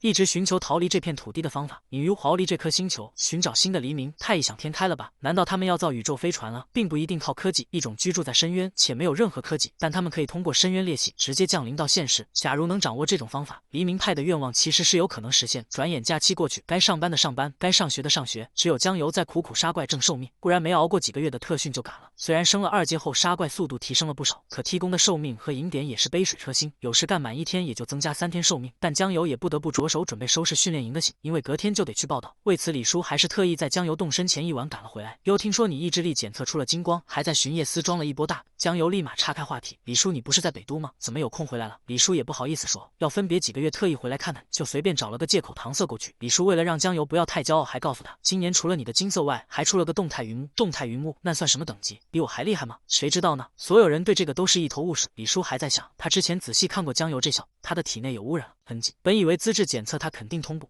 没曾想还整出个超6阶，而且怎么看这小子也不是超凡的料，是不是检测错了哦？江油忽然打断了发呆的李叔，他们说你是战将，是真的吗？李叔一惊，又是哪个小王八犊子说出去？但李叔也并非有意瞒着江油，他也就大方承认。江油立马激动起来，你真的是战将，传说中大周最强5人之一，准确说应该是曾经，现在已经40多，早就从前线退下了。那时的我跟你一样，一腔热血，作为大周战将，我曾与无数的强敌交手，当时我想法很简单，只要杀光异种，大周就安全了。然而异种无穷无尽，一晃而过便是20余遭，到最后你离神死于异种感染，我人老了还废了条胳膊，曾经无敌的战将，如今成了半残的废人，而且这次北都还出现了更强的异种，所以你停，打住！又想劝我别干超凡了，对，我绝对不会放弃的，而且我还要像你一样成为大周的战将。李叔看着江油又爱又气，他太知道走这条路的艰辛了。也罢，现在上头有人注意到了江油，他们有意自己也拦不住，于是他拿出了一颗项链给江油，这个你拿着戴在身上，这是一条来自深渊可将人拖入黑暗的吊坠。叔叔居然送给了侄子，并告诉他这是静物呢喃，戴上后耳边会传来将人拖入深渊的声音，它能够磨砺人的意志力，同时也会放大人的负面情绪，所以佩戴一段时间后就要隔几天再戴。另外它还可以在激活超凡能量的同时释放出污染能量，虽然只能用1次，但能短时间内大幅提高使用者的战斗力。这些静物都是污染集合体，使用它都要付出巨大代价，而这枚较为特殊，使用的代价只跟你的意志资质有关，要意志5阶以上才能佩戴。不但如此，这吊坠最特别的一点在于它刃刃。听到这里，江油就迫不及待地戴了上去。李叔期待的左看右看，可奇怪的是江油一点感觉也没有。李叔露出了欣慰的笑容，看来你的意志力可以完全抵御它的影响，这我就放心了。为此江油也就没太在意这吊坠，沉沉睡去。可半夜吊坠就开始释放污染，而且越放越多，直接把熟睡的江油都拉到了半空。江油就这样被拉进了另外一个空间，迷糊的他还不知道怎么回事，可他睁开眼却看到不可思议的影，只见紫色的泡泡里面若隐若现的包裹了些人向他飞来，他们撕舍的脖子上的吊骨，痛苦的祈求让他不要在耳边呢喃。泡泡中有着各式各样的圆，他们就在江油身旁旋转嘶吼，也有的释放污染燃尽生命，跟怪物同归于尽，但更多的是痛苦，而即便是如此痛苦，他们都无法反抗。他们狰狞的表情不难看出，他们所经历的事情似乎比死亡更可怕。江油忽然想到，难道这些都是吊坠的记忆？一个清脆的声音传来，周围的诡异也随着消失，呈现的是一片深蓝。隔天就到了特训的日子，陆瑶瑶因为要去特训营，紧张整晚没睡，车上一路打着瞌睡，而江油却神采奕奕，还取笑陆瑶瑶心理素质差。拥有鱼的记忆的他，已经完全忘记了昨晚发生的事，只是隐约感觉好像吊坠跟他说了点什么，反正他也没在意，而是去拍了拍陆瑶瑶的肩膀：“你累了就躺我肩膀上休息，不要休想趁机占我便宜。放心，我发誓绝对不动手动脚。”说完，江油就不要脸的撅嘴倾向了陆瑶瑶，完全没注意前排陆霸那刀人的眼神。瑶瑶，特训营人多，远离那些不正经的人，知道吗？陆瑶瑶看着江油回答道：“知道了吧？”江油一惊，不正经的人难道是说我？陆霸继续说道：“还有，到了特训营一定要听教播安排，有事第一时间找他，实在找不到就给我打电话。”江油立马站了出来：“叔，你放心吧，有我在，不会有人欺负他。”陆霸满脸愁容，又不能说出来，就是有你在我才不放心。转眼就到了训练营的地铁站，陆霸还是不放心的在交代，就差直接说你要防着江油那小子。可还没等陆霸走呢，江油就自觉地拉上了陆瑶瑶的手。陆霸看着他们离去的身影，怒从心生，要不是碍着自己是长辈，肯定会过去宰了江油这小子。陆瑶瑶考虑到父亲的感受，一把甩开了江油的手：“你就不怕我爸看见杀了你？怕什么？再见面都半年后啊，而且到时候我们上同一所大学，他更看不到咱了。”进到站内已经等满了去训练营的学生，踏上地铁的那一刻，江油露出了激动和期待的眼